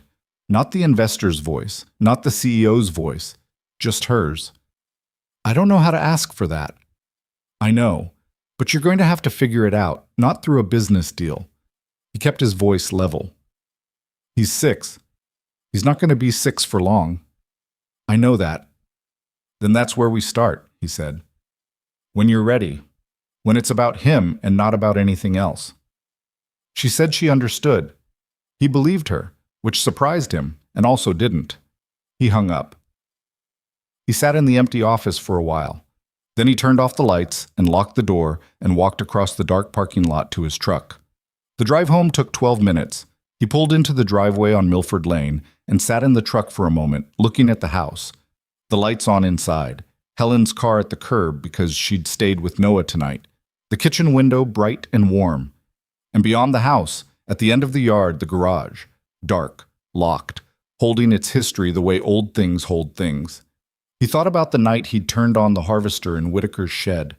The way it felt to hear a broken machine run clean for the first time. The way that feeling never quite got old, no matter how many times you found it. He got out of the truck. He went inside. Noah was on the couch in his pajamas, not quite asleep, with Gerald on his chest and the television on something quiet. He looked up when Ethan came in. Hey, bud. Hey. A pause. You were gone late. Yeah, sorry. He sat on the couch beside him. Noah immediately repositioned himself so that his head was on Ethan's leg, the way he'd been doing since he was 2, the same gesture, completely unchanged. Is everything okay? Noah said. Ethan looked down at him. 6 years old and asking if everything was okay, because somewhere in the past 3 years he'd learned that sometimes things weren't. He'd learned it without being told, the way kids learn the important things, by watching, by being present, by being small enough that adults forget they're paying attention. Yeah, Ethan said. Everything's okay. Noah looked at the TV for a moment. Gerald wants to know if we can have pancakes tomorrow. Gerald can have pancakes tomorrow. And me? You too, bud. Noah closed his eyes. In 3 minutes, he was asleep. Ethan sat there with the boy's weight against him and the television quiet in the corner and the house around him the way it always was. Imperfect, familiar, fully his. He stayed there a long time before he moved. The pancakes happened on Saturday morning as promised. Ethan made them the way he always did. From the box, because he had never learned to make them from scratch and had made peace with that particular limitation years ago. He made them slightly too thick, the way Noah liked them, and burned the edges of the first 2 because the pan was too hot, which was also how it always went. Noah sat at the table in his dinosaur pajamas, with Gerald propped against the juice glass, and watched the proceedings with the critical attention of a small person who had opinions about pancakes. Are those the burned ones? Noah said, looking at the plate Ethan set in front of him. The edges are a little dark. I like the not dark ones. The not dark ones are coming. Okay. He poured an amount of syrup that Ethan chose not to comment on. Dad? Yeah. Cooper says his dad makes pancakes from scratch. Good for Cooper's dad. He uses buttermilk. Noted. Noah cut into his pancake with the focused determination of a child who had not yet mastered the fork and knife combination, but was not willing to admit it. Are these ones okay, even if the edges are dark? The edges are fine. They taste the same. Noah tried one. Chewed. Considered. They taste the same, he agreed with the tone of someone who had conducted an honest experiment and was reporting the results without bias. Ethan turned back to the pan and thought about nothing in particular for a moment. Just the smell of butter and batter and the sound of a Saturday morning with nowhere to be until noon, and his kid at the table behind him having a conversation with a stuffed elephant about syrup quantities. He thought, this is what the $73.14 was protecting, not abstractly. Specifically, this. The week after he declined Victoria's offer was quieter than he expected. He'd been braced for something, a follow-up call, a revised proposal, some form of pushback. But nothing came. She had said she understood, and apparently she had meant it, and he found that the absence of conflict was its own kind of information about who she'd become, which was different from who she'd been, or at least different from who he'd understood her to be when he'd been closest to her. What came instead, 3 weeks later, was a text. Not a business communication, No subject line, no formal opening. Just a text from her number on a Thursday evening while he was doing Noah's bath time negotiation. I've been in contact with a family therapist, someone who works with kids in this kind of situation. I'd like to share her information with you if you're open to it. No pressure either way. He read it standing outside the bathroom door while Noah argued from inside the tub that the water wasn't that cold and he didn't need more hot water added. He typed back, "Send it." She did. He forwarded it to his own email and thought about it for 2 days, and then called the therapist, a woman named Dr. Adrienne Marsh, who had a calm, unhurried phone manner, and asked 3 questions in the first 5 minutes that were better questions than he'd expected. He made an appointment, then he made a second one. He didn't tell Noah anything specific. He said they were going to talk to someone who was good at helping kids with feelings, which Noah received with the philosophical flexibility that characterized his approach to most new information, followed by a question about whether the person's office had a fish tank, because Cooper had been to a doctor's office with a fish tank, and it had made a strong impression. It did not have a fish tank. It had a sand tray and a basket of fidget toys and a window that looked out on a parking lot. Noah was disappointed about the fish tank for approximately 4 minutes and then became interested in the sand tray and did not mention the fish tank again. Dr. Marsh was good at her job in the way that people who are genuinely suited to what they do are good at it. Not performing, not running a script, just present and attentive and capable of sitting with uncomfortable things without trying to resolve them too quickly. She met with Noah 3 times before she said anything to Ethan that felt like an assessment. And when she did, it was in the careful, qualified language of someone who understood that a child's interior life was not a machine you could diagnose and repair. "He's a resilient kid," she said. "A lot of that is temperament, and a lot of it is you. He feels safe. Kids who feel safe can handle more than you'd think." She paused. "He does have questions about his mother. They're not distressing questions. They're the kind a curious kid asks when he's trying to understand the shape of his life. I'd encourage you not to fill in those answers for him. Let him ask and answer at his own pace." "What do I say when he asks?" "The truth, in whatever version is appropriate for 6. You don't have to say everything, but don't say things that will need to be unsaid later." He thought about telling Noah that Victoria was on a long work trip 2 years ago, in the kitchen with spaghetti. "I may have already done some of that." "Most parents have," she said, without judgment. "You can course correct. Kids are more adaptable than we give them credit for, especially when the adult in the room is honest with them." He drove home from that appointment thinking about what it meant to course correct, about the difference between a mistake you carried and a mistake you fixed. He'd spent a lot of the past 3 years thinking about things he'd carried: the marriage, the silence, the moment he'd come downstairs to an empty house, and not as much thinking about what could still be adjusted, what wasn't yet fixed in place. It was Marcus who named the thing Ethan had been circling for months, in the way that Marcus sometimes named things Ethan hadn't managed to say himself, directly, without fuss, while they were standing at the service bay reviewing a job that had come in over budget. "You need to hire a general manager," Marcus said. Ethan looked at the job sheet. "I know. I can handle operations. Sandra can handle the technical side. But someone needs to be running the whole thing so you can—" He paused, and Ethan could see him choosing the word. "So you can do what you're actually good at." "What am I actually good at?" Marcus looked at him with the particular expression of someone who finds a question surprising. "You fix things," he said. "Not just machines. You look at broken systems and you figure out what's wrong and you make it work. That's what you did with the cooperative. That's what you did with Braddock. That's what you did with Meridian." He paused. "You shouldn't be spending 3 days a week on HR paperwork and vendor calls. You should be doing what you do." Ethan was quiet for a moment. "You've been thinking about this for a while." "Since November." "Why didn't you say something in November?" Marcus looked at the job sheet. "Because you weren't ready in November." He hired a general manager in the late spring, a woman named Carolyn Vreeland, who came out of a larger regional industrial services company where she'd spent 8 years managing operations across multiple locations. She was 51, direct without being aggressive, and had the specific quality Ethan valued most in people he worked with. She told him when she thought he was wrong. She did it clearly and without performance.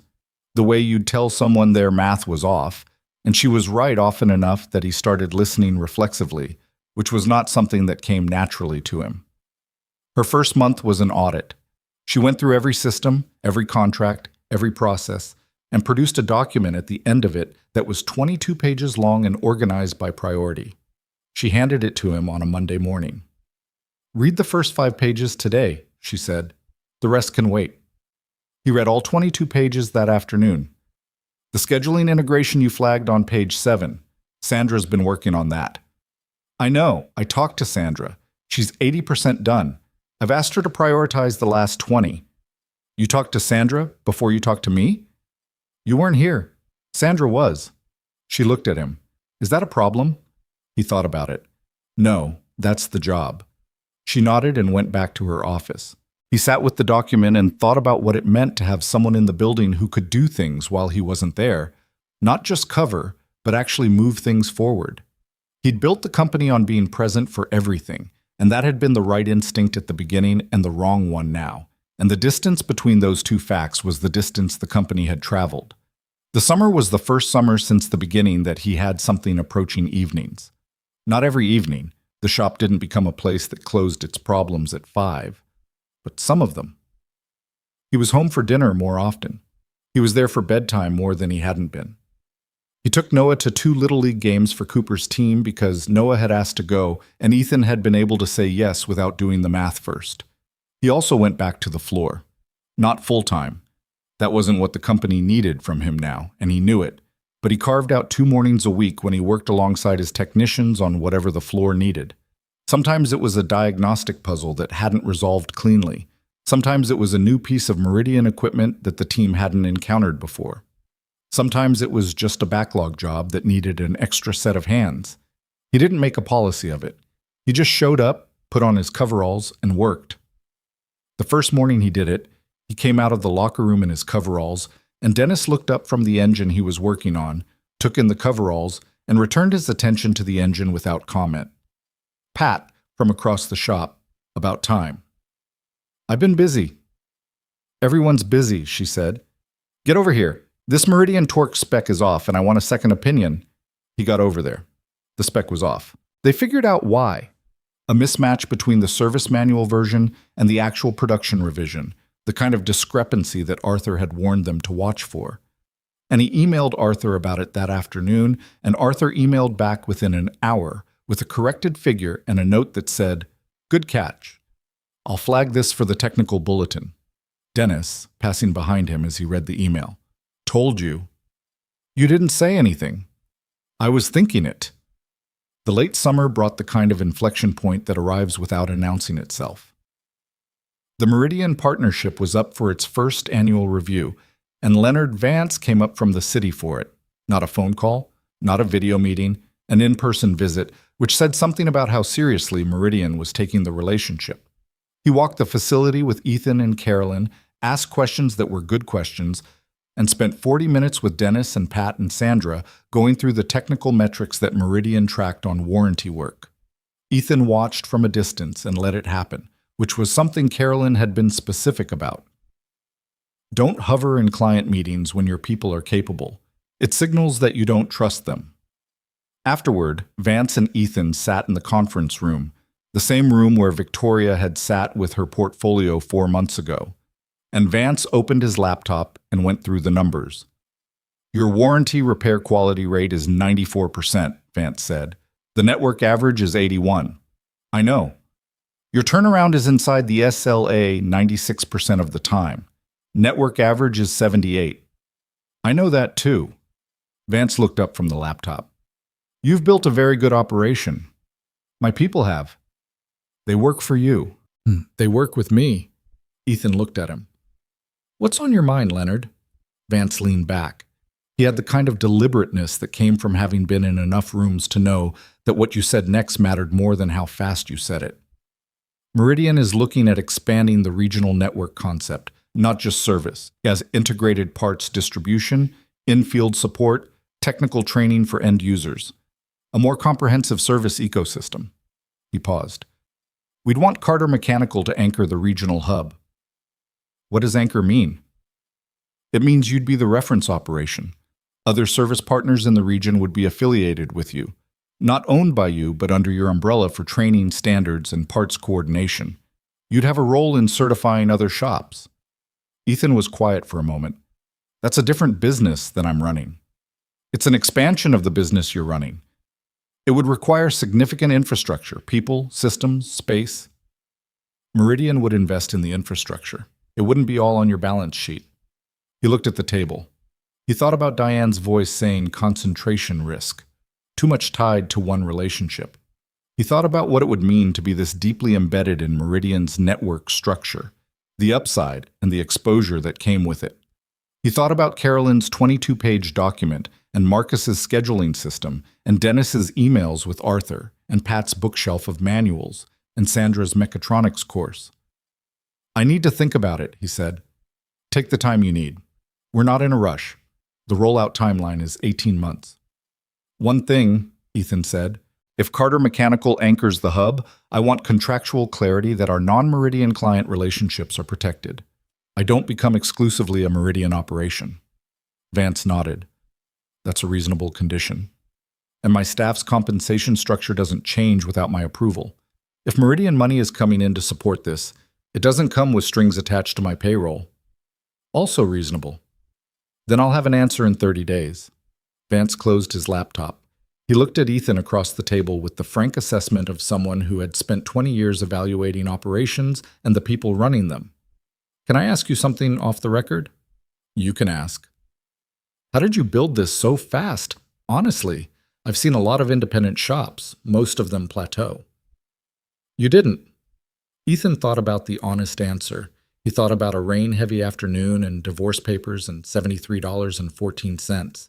He thought about Noah asking where his mother went, and Helen Marsh's $40, and the night the harvester ran in the dark. I didn't have a fallback, he said. I couldn't afford to plateau. Vance nodded slowly. That's the truest thing anyone said to me in a meeting this year. He stood, and they shook hands, and Carolyn walked him out while Ethan stayed in the conference room for a minute.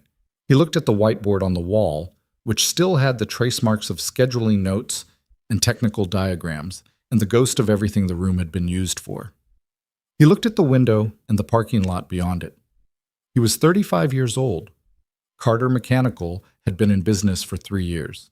He had 14 technicians, 2 facilities, a general manager, an authorized Meridian partnership, and a son who was finishing first grade and had recently informed him, with the gravity of significant news, that Gerald had decided he wanted to learn about volcanoes. He had none of the things he'd thought at 23 he would have by 35. He had none of the things he'd thought at 32 staring at signed divorce papers in a kitchen where the gutters were backed up outside that he would ever rebuild. He had things he hadn't imagined, which was a different thing entirely. His phone buzzed. A text from Noah's school, an automated reminder about the end-of-year program on Friday. He'd already put it in his calendar. He was going. He got up from the table. On his way out, he stopped at Marcus's office. Meridian wants to talk about a regional hub structure, he said. I'll brief you and Carolyn this week. Start thinking about what we'd need. Marcus was already nodding, the way he did when he'd been thinking about something before he was asked. I have some thoughts. I figured you did. He kept walking. Through the shop, where Pat was explaining something to Devlin with the particular patience of someone who had explained it twice already and was willing to explain it a third time because that was the job. Past Dennis's station, where Dennis was doing the thing he always did, working with total concentration, inhabiting the problem completely, letting the world conduct itself without his participation. Past Sandra's workstation, where the mechatronics textbook was open to a chapter on feedback control systems, a coffee cup holding it flat. Out through the main door, into the parking lot. The afternoon light was the long amber kind that arrived in late summer when the sun came in at an angle. The same light that used to fall across the fields on the drive home from Whitaker's farm. The light that made everything look briefly like something worth keeping. He stood in it for a minute. Then he got in his truck and drove to pick up his son. Noah was outside the school waiting with his backpack, talking to Cooper about something that seemed to involve extensive hand gestures. He saw Ethan's truck and broke off the conversation mid-sentence with the casual ease of a kid who trusted that what he'd left behind would still be there. He climbed into the passenger seat and dropped his backpack and said, without preamble, "Did you know that volcanoes can be underwater?" "I did know that." "Cooper didn't know that. His mom didn't know that either." "It's a good fact." "Gerald thinks we should learn about underwater volcanoes specifically." "Gerald has good taste." Noah buckled his seatbelt and looked out the window as they pulled out of the school lot. "Dad?" "Yeah." "Is Carter Mechanical going to be okay?" Ethan glanced at him. "Why do you ask?" "Because you had a meeting today, and you sometimes look different after meetings." He looked at his son, 6 years old, watching him with the calm, patient attention of someone who had learned without being taught that adults carried things, and that sometimes those things showed. He felt something move in his chest, the way it always did when Noah surprised him, which was more often than he expected and less often than it should have, because the boy had been surprising him since the beginning. "Carter Mechanical's going to be fine," he said. "How fine?" He considered the question honestly. "Fine enough that Gerald can learn about underwater volcanoes." Noah processed this. "That's pretty fine." "Yeah," Ethan said. "It is." He drove. The afternoon light was on the fields and on the road and on the county that had been his world for 35 years, the world where he'd built the thing he'd built, on the ground where he'd stood when he had nothing, and on the ground where he stood now, which was the same ground. It didn't look transformed. It looked like itself, flat and familiar and unremarkable from the road. You had to know what had happened on it to understand why it mattered. He knew. Noah had fallen asleep by the time they reached Milford Lane, the way he sometimes did in the car, suddenly and completely, the way children fall asleep, as if sleep had been waiting just behind the last thing they said and moved in the moment they stopped talking. Gerald was on his lap. His head was tilted against the window. Ethan pulled into the driveway and sat for a moment with the engine off, looking at the house. The lights weren't on yet. The backyard was visible from here, and at the end of it, the garage still standing, same as always. Locked, preserved.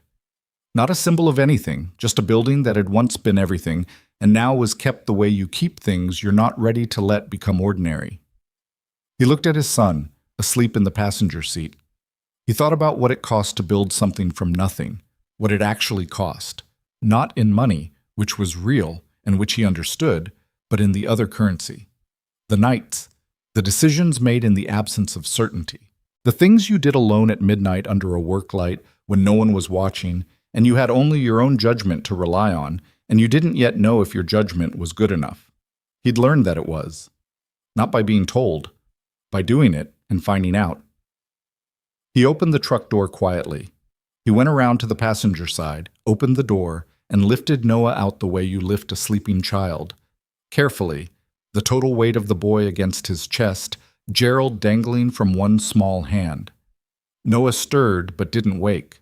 Ethan carried him up the front steps and into the house, through the kitchen that smelled like the morning's coffee and the afternoon's quiet, up the stairs, into his room.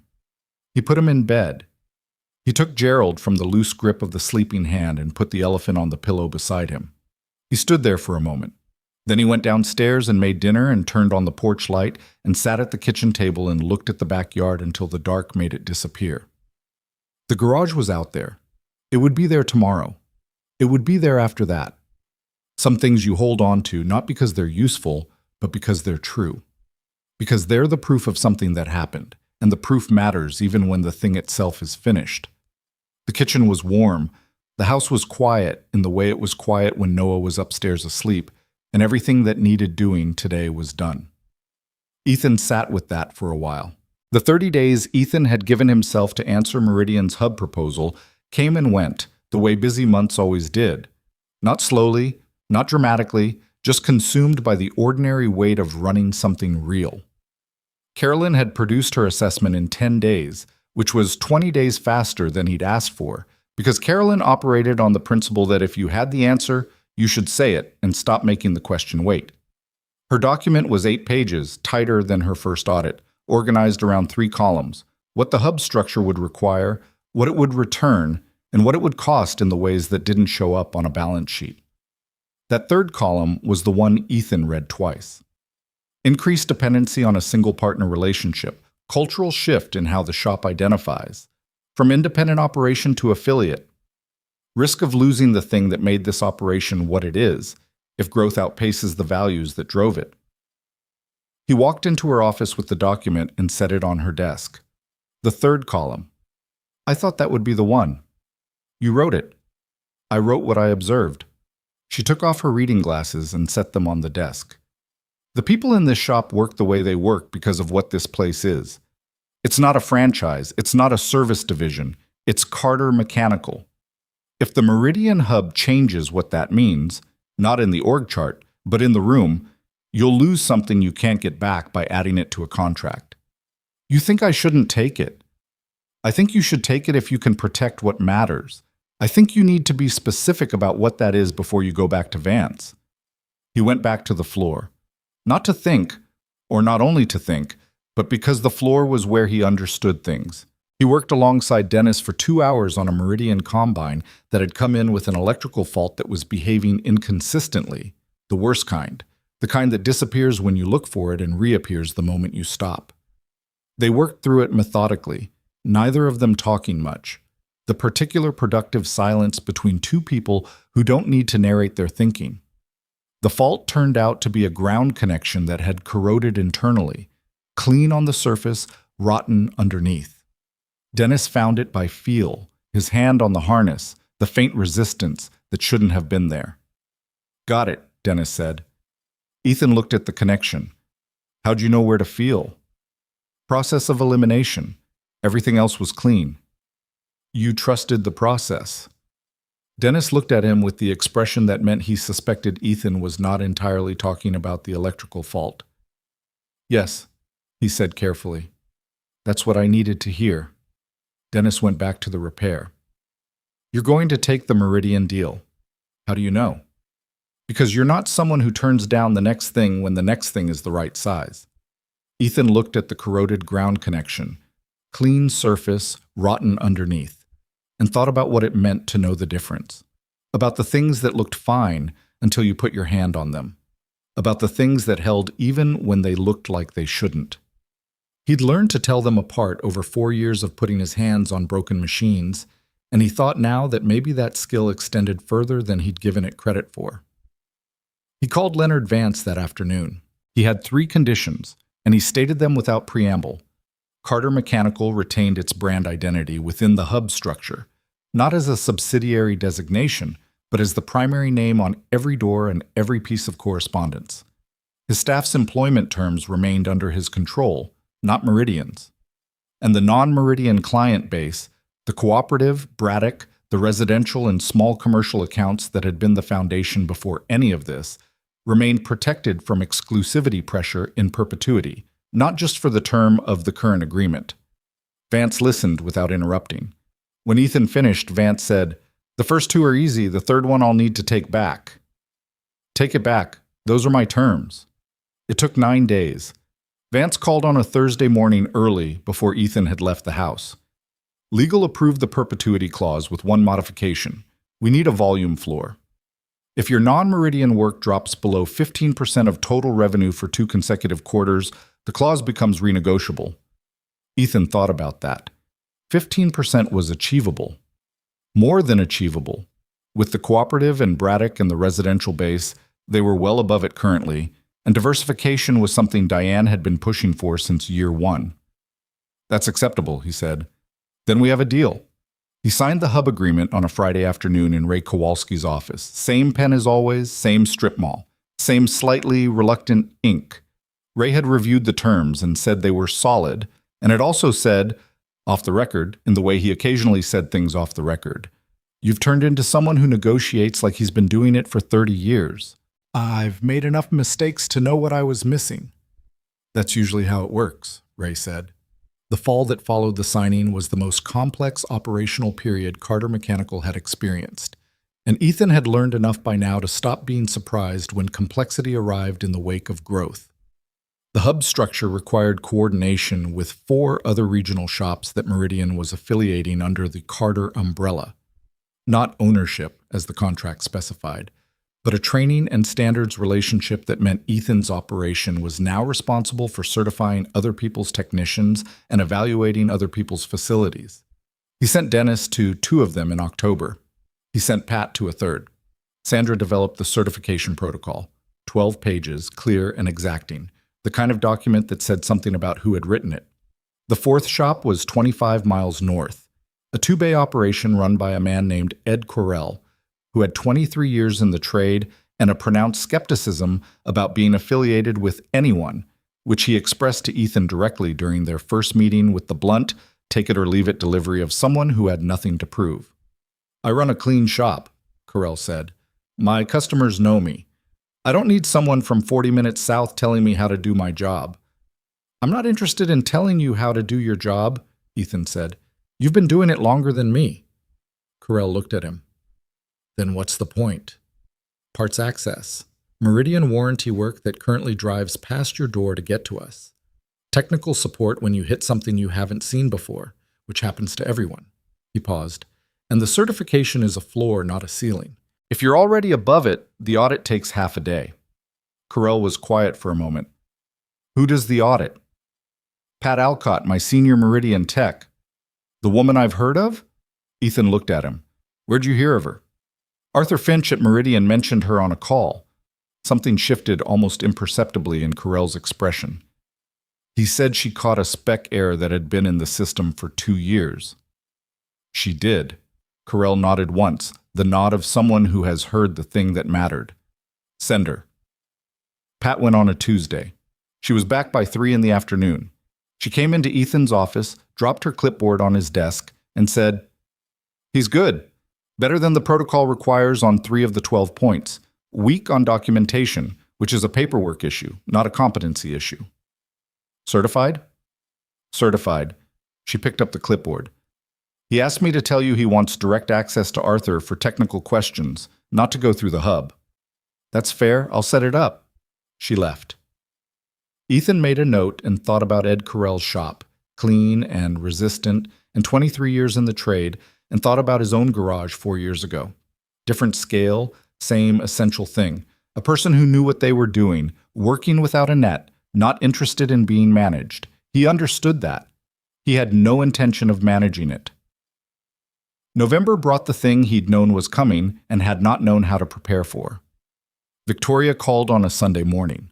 Not a text, a call, which told him before she spoke that it was a different kind of conversation. Noah was at Cooper's, and Ethan was at the kitchen table with coffee and the quarterly report he'd been putting off reading, and he looked at her name on the screen for one ring before he answered. "Hey," he said. "Hey." A pause. "Is this an okay time?" "Yeah, Noah's out." "I know. I didn't want to call when he was there in case—" She stopped. "In case it went a certain way and he heard something." "What way might it go?" "I don't know. I'm not trying to start anything." Her voice had the particular quality of someone who had been thinking about what they were going to say and was now finding that what they'd prepared didn't quite cover the real thing. "I've been talking to Dr. Marsh." "I know. She mentioned you'd reached out. I wanted to understand what he needs before there's any contact. I didn't want to just show up and have it go badly because I didn't think it through." Ethan wrapped his hand around the coffee mug. Outside, the November light was coming in flat and white through the kitchen window, the kind of light that didn't warm anything, just illuminated. "She said the same thing to me. Think before you show up." "She's good." "Yeah, she is." A silence. Then Victoria said, "I'm not asking to come back into his life like nothing happened. I know I don't get that. I'm asking for a starting place. Whatever that looks like. Whatever you think is right for him." He thought about Dr. Marsh saying, "Let him ask and answer at his own pace." He thought about Noah's questions, which had been there from the beginning and had gotten more specific as he'd gotten older. Not distressing, Dr. Marsh had said, just the questions of a kid trying to understand the shape of his life. He thought about what it would mean to let the boy's life have the full shape it could have, which was not the same as pretending history didn't happen, and not the same as protecting him from things that were real. "I'm going to talk to him first," Ethan said. "Not a long conversation, just enough that it's not a surprise. And then if he wants to meet you, we start small. A short visit, Public place, I'm there. Okay? And it's slow. Whatever pace he needs. Yes, whatever pace. A pause. Ethan, thank you. He didn't say you're welcome because it wasn't a favor. It was a decision about what was right for his son, which was the only frame he had any business making it in. I'll call you after I talk to him, he said. He talked to Noah on a Tuesday evening, after dinner, which Dr. Marsh had suggested. Routine time, comfortable setting, no build-up. They were on the couch, Noah in the process of explaining a complicated grievance about something Cooper had done that may or may not have involved an unfair trade of dinosaur cards. And Ethan waited until the grievance had reached its natural conclusion before he said, Bud, I want to tell you something. Noah looked at him. He'd developed over the past year a particular attentiveness when Ethan used that tone. Not anxious, just present. He registered that something real was coming. Your mom has been in touch with me, Ethan said. She'd like to see you, if you want to see her. You don't have to.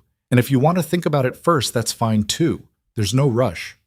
Noah was quiet for a moment. Gerald was on his lap. He looked at Gerald, then at Ethan. Does she know about Gerald? I think she remembers Gerald from when you were little. Gerald's bigger now, Noah said, with the gravity of someone reporting a significant development. I'll tell her. Another silence. Then, would you be there? Yes. The whole time. The whole time. Noah looked at the TV, which was off. He looked at his hands. He was 7 now, almost 8. Old enough to understand more than Ethan sometimes remembered. Young enough that the understanding came in pieces rather than all at once, which was probably the only merciful thing about any of it. Okay, Noah said. Okay, you want to? Okay, I want to try. He looked up. Is trying okay? Trying is exactly right, Ethan said. The first meeting was at a diner in town, neutral ground, public, a Saturday morning in December when the diner was busy enough to feel normal and not so crowded that it was overwhelming. Ethan got there first with Noah. They took a booth by the window and Noah ordered hot chocolate and spent several minutes arranging Gerald on the seat beside him in a specific way that apparently mattered. Victoria came in right on time. She saw them from the door. Ethan watched her see them, watched her take in Noah, who was 7 and looked like her and didn't know yet how much. And she crossed the diner without rushing, and she slid into the seat across from them, and she looked at Noah. Hi, Noah, she said. Noah looked at her with the direct, uncomplicated appraisal of a child who hasn't yet learned to soften his staring. Hi, he said, then immediately. This is Gerald. She looked at the elephant on the seat beside him. I remember Gerald. He was smaller. He's bigger now, Noah said with satisfaction. Dad told you. He did. Noah looked at her for another moment. Then he picked up his menu, which he couldn't fully read but studied anyway, and said, Do you like hot chocolate? She looked at the menu. I haven't had it in a while. You should get it. They put the little marshmallows in. The little marshmallows, she repeated. Okay. Ethan sat at the end of the booth and watched his son show his mother the menu and explain the importance of the mini marshmallows. And he thought about the word trying, which Noah had used with such precision. Trying is not arriving. Trying is not fixing. Trying is the honest acknowledgement that the distance between where you are and where you want to be is real, and you're going to cover it anyway, one step at a time, knowing you might stumble. He had built an entire life on that principle without having a word for it until a 7-year-old handed him one across a couch cushion on a Tuesday evening. The diner visit lasted an hour and 40 minutes. Noah talked about volcanoes, dinosaurs, Cooper's ongoing transgressions, and the time Gerald had fallen into the bathtub, which was apparently still a significant event in household history. Victoria listened. She asked questions that were the right questions, specific, interested, following the thread he gave her instead of redirecting to something easier. She was good at listening when she chose to be. That had always been true. He'd forgotten it, or had stopped being the one she listened to, and it had felt like the same thing for a long time. When they got up to leave, Noah stood in the aisle and looked at her. Are you going to come again? Victoria looked at Ethan briefly, then back at Noah. If it's okay with your dad? Noah looked at Ethan. Is it okay? It's okay, Ethan said. Noah nodded, satisfied. He picked up Gerald and headed for the door with the decisive forward motion of someone who had made up his mind and moved on. Ethan and Victoria stood for a moment at the edge of the booth. Thank you, she said again. It's for him, Ethan said. Not for me, not for you. For him. I know. As long as that stays true, it stays good. She met his eyes and held them. There was something in her face that was not quite what he'd seen the first time she came.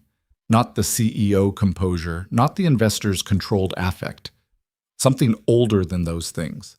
Something that had been there at the county fair when she was 21 and laughed at a child's honesty without meaning to. I understand, she said. He nodded. He went to catch up with his son. The winter that year was different from every winter before it. Colder in temperature, warmer in the particular way that mattered. The texture of the days had changed in some way that he struggled to name and eventually stopped trying to because some things are more accurately felt than described. The hub certification process completed in February. Carter Mechanical had successfully certified all 4 affiliated shops, developed the regional standards protocol that Meridian adopted for their broader network rollout, and had managed the first quarter of hub operations without a significant failure, which Carolyn described in her summary as a reasonable start, and which Ethan understood to mean she was satisfied. Dennis had been promoted, technically, finally, on paper, to lead technical director, a title that Marcus had suggested and that Dennis had received with a silence that lasted 4 seconds before he said, "Does it change what I do?" "No," Ethan said. "Okay. Oh, okay, you accept it?" "I already accepted it. I just wanted to confirm it's not administrative." "It is a little administrative." "How little?" "You'd review the certification reports from the affiliated shops.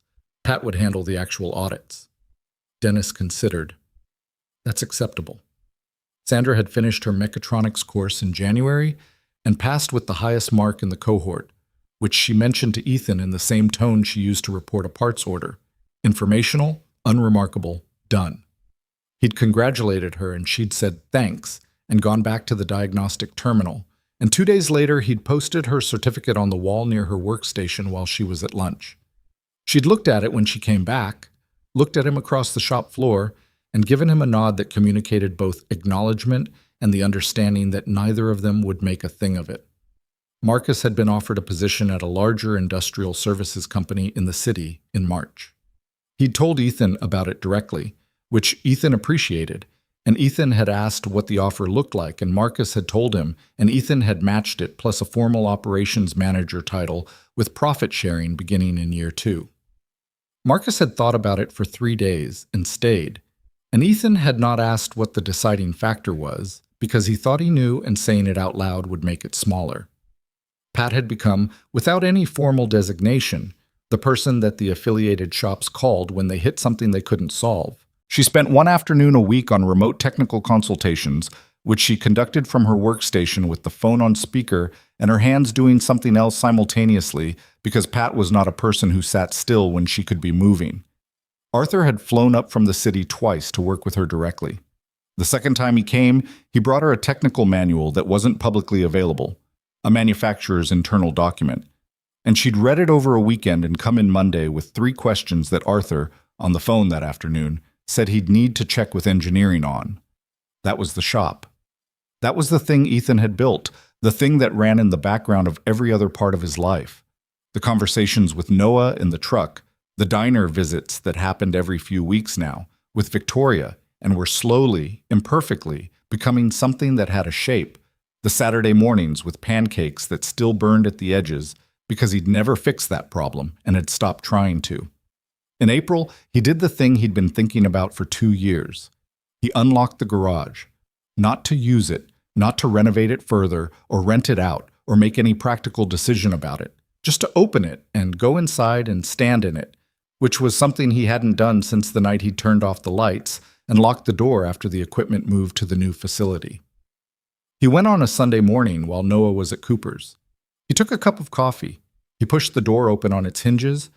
They still screamed, he'd never replaced them, and he went inside. It was exactly as he'd left it. The oak workbench, the pegboard with the shadow outlines of tools long gone, the cracked and patched floor, the corrugated roof patch from Dale's salvage yard, the space heater in the corner that he'd run through 2 winters, the hook near the door where he used to hang his coveralls when he came in from the cold. He stood in the middle of it and drank his coffee and looked at what it was. It was not impressive. That was the honest truth of it. Cleaned up and repaired and no longer rotting, but not impressive. A working-class space, modest, functional in the way of things that were built to hold work and not to make a statement about themselves. The kind of space that didn't photograph well and didn't need to. He thought about the first night he'd come in here with a broom. No clients, no plan, no idea what was starting, just a floor that needed to be cleared before anything else could happen. He thought about Noah, asleep upstairs, not knowing that his future was being organized in this garage by a man who didn't know he was doing it. He thought about the harvester at midnight, the electrical fault with the corroded ground, the hydraulic press that everyone said was done, every machine that had come to him broken and left running, not because he was exceptional, but because he'd stayed with it. Because staying with it was the one thing he'd always been able to do when everything else felt impossible. He thought that was maybe the real thing, not the company, not the Meridian partnership or the hub structure or the balance sheet that Diane called real. Those were the outcomes. The actual thing, the thing underneath all of it, was simpler and harder, and not the kind of thing you could put on a sign. He had stayed. When everything broke, when the money was gone and the marriage was over and the future was a cracked floor garage in the backyard, he had stayed with it. He had shown up the next day, and the day after that, and kept his hands moving. That was what Noah had watched these past 4 years. Not a success story. A man who kept showing up. He finished his coffee. He rinsed the cup at the old utility sink in the corner, still connected, still working, and he dried it on the old rag he kept hanging on the hook, and he set it on the workbench. He looked at the space one more time. Then he went inside and called a carpenter he knew, a woman named Bev Orchard, who did restoration work and had a reputation for preserving things correctly, and he asked her to come take a look at the garage. Not to renovate it, to stabilize it, reinforce what was there without changing it, repair what was failing without improving it, make it sound enough to stand for another 30 years without making it into something it wasn't. Bev came on a Wednesday. She walked the space with the quiet thoroughness of someone who understood old structures, touching the walls, looking at the joints, checking the roof patch. She took notes. She asked questions that told him she was thinking about what it was, not what it could become. "What are you trying to preserve?" she asked finally. "What it is," he said. She looked at him. "Most people want to improve." "I know what it is," he said. "I want it to still be that in 20 years. She understood. Her quote was fair. He signed it the same week. The work took 6 days. Bev and one assistant, quiet and methodical, reinforcing the structure from the inside out. They replaced 2 roof joists that had begun to soften. They resealed the walls where moisture had been working at the siding. They reset the door hinges. He'd asked her specifically not to fix the sound they made, and she'd raised an eyebrow and done as asked. They poured a thin reinforcing layer over the existing floor patch, level with the original surface, same aggregate, as close to invisible as concrete could get. When they finished, the garage looked exactly as it had before, except that it would hold. Noah came out to see it on the Saturday after Bev finished, trailing behind Ethan through the backyard with Gerald under his arm. He stood in the doorway and looked around with the same mild, assessing curiosity he brought to most things. "It's the same," he said. "Yes." "Did you fix something?" "Made it so it won't fall apart." Noah looked at the workbench, at the pegboard, at the cracked floor with its patch. "Is this where you used to work?" "It is." "When you had no money?" Ethan looked at him. He didn't know how Noah knew about the money, and then he remembered Frank's grandkids and the things cousins tell each other and the ways children absorb adult history through the channels adults don't think to close. "Yeah," he said, "when things were hard." Noah walked in slowly, looking at everything. He stopped in front of the workbench and ran his hand across the oak surface. The gesture was so close to what Ethan had done the first time he'd cleaned it that something moved through Ethan's chest without warning. The particular feeling of recognizing yourself in someone small enough to not know they're doing it. Do you miss it? Noah asked. Miss what? Working here. When it was just you. Ethan thought about it honestly. Sometimes. Not the hard part. Just the quiet of it. When it was only me and the work, and I didn't have to think about anything else. Noah nodded slowly, like he understood something about that. Maybe he did. He set Gerald on the workbench with the care of someone placing something valuable in a trustworthy place. Gerald likes it here, he said. Gerald has good taste. They stood there together in the garage, father and son, the old workbench between them, the sound of a Sunday morning outside the walls, the ordinary quiet of a place that had held everything once and now held something different, which was memory, which was its own kind of weight and its own kind of value. Carter Mechanical's 4th anniversary passed without ceremony because Ethan did not track anniversaries, and because on the day itself he was dealing with a warranty dispute with a parts supplier that took most of the afternoon and left him in the kind of tired that was specific to being right and having to prove it. By the time it was resolved, the day was gone, and he was driving home in the dark, and the anniversary had happened the way most of the important things in his life had happened, without being watched. The company was 14 months into the hub structure. They had 41 employees across the main facility, the Route 9 location, and the administrative roles that Carolyn had been building out with the deliberate precision of someone constructing a system that would work when she wasn't in the room, which she said was the point of any system worth building. Revenue had grown in ways that Diane called exceptional and that Ethan called complicated, because growth of that kind brought things that money couldn't simplify.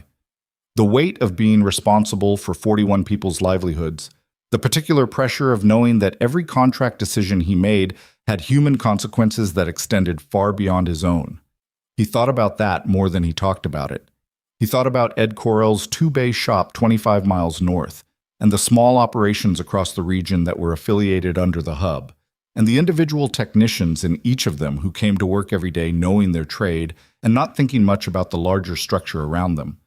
The same way he'd come to work in his uncle's shop at 23, understanding machines and not understanding yet that the machine he was really in the middle of was larger than any engine.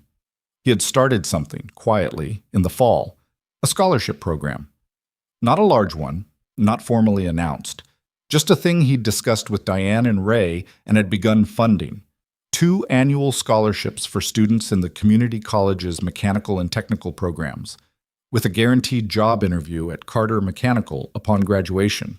He'd named them without making a ceremony of it, and they were simply there, in the budget, a line item that Diane had looked at and then looked at him and not said anything, because she understood that some decisions don't need to be explained. The first recipient was a 22-year-old kid from the county's north end named Terrell Finch, no relation to Arthur, who was studying diesel mechanics and working nights at a gas station and had written in his application that he'd been interested in engines since he was 9 years old, and his father's truck broke down on the highway, and a mechanic had fixed it on the shoulder in 45 minutes, using only what was in his toolbox.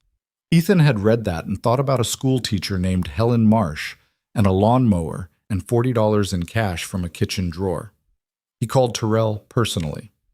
"Congratulations," he said. "You got it." A pause. "Seriously?"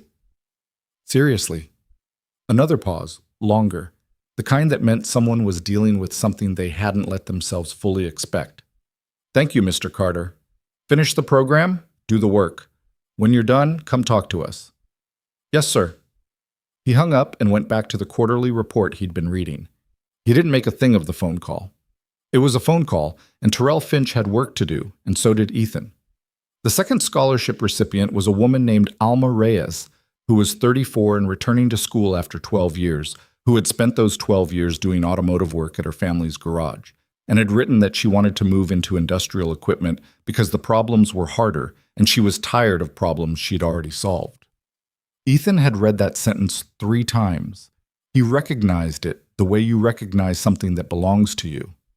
Spring settled over the county again. The 4th spring since the morning Ethan had sat alone at the kitchen table with cold coffee and signed divorce papers. The fields were going green. The gutters on the house on Milford Lane were clear because he'd finally gotten around to cleaning them, which had only taken 4 years. Noah was 8 and finishing 2nd grade and had recently declared, with the authority of someone who has done the research, that the most interesting volcano currently active was Kilauea in Hawaii, and had asked if they could go see it someday. Someday, Ethan had said. How someday? Real someday, not fake someday. Noah had looked at him. What's fake someday? When adults say someday and don't mean it. Do you mean it? Yes. Okay. He'd gone back to his book. Gerald wants to come. Gerald can come. On a Saturday in May, while Noah was inside doing something complicated with building blocks that had been in progress for 3 days and could not, under any circumstances, be disturbed, Ethan went out to the backyard. He stood in the grass with his coffee and looked at the garage. Bev's work had held through the winter. He'd checked it in February, the roof joist sound, the walls sealed, the floor solid underfoot.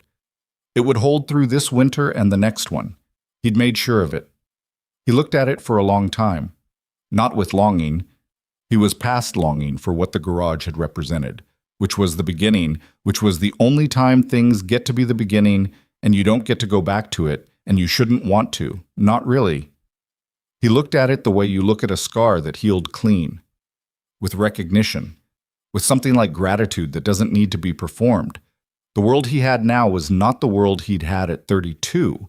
It was not the world he'd planned at 23. It was the world that had been built in the space left by everything that broke. And it had been built by hand, in the specific human way that nothing important gets built any other way. Imperfectly, without a blueprint, one day at a time, with the people who showed up and stayed. 41 employees, 4 affiliated shops, a son who wanted to see volcanoes, a woman he'd once loved who was trying, slowly and imperfectly, to find her way back to a boy who looked like her, an oak workbench in a locked garage that he was preserving not because it was beautiful, but because it was true. He thought about what he would tell Terrell Finch when the kid showed up at the shop in 2 years with his certification and his 9-year-old memory of a mechanic fixing a truck on the highway shoulder. He thought about what he actually knew after 4 years of this that he hadn't known before. Not management theory, not business strategy, not the things that came in books and courses and seminars, the actual thing, the thing underneath all the structures he'd built. That broken is not the same as done. That the willingness to stay with a problem long after it stops being interesting is worth more than being smart, worth more than being ready, worth more than having the right plan. That you cannot control what breaks. You can only control whether you pick up the tools.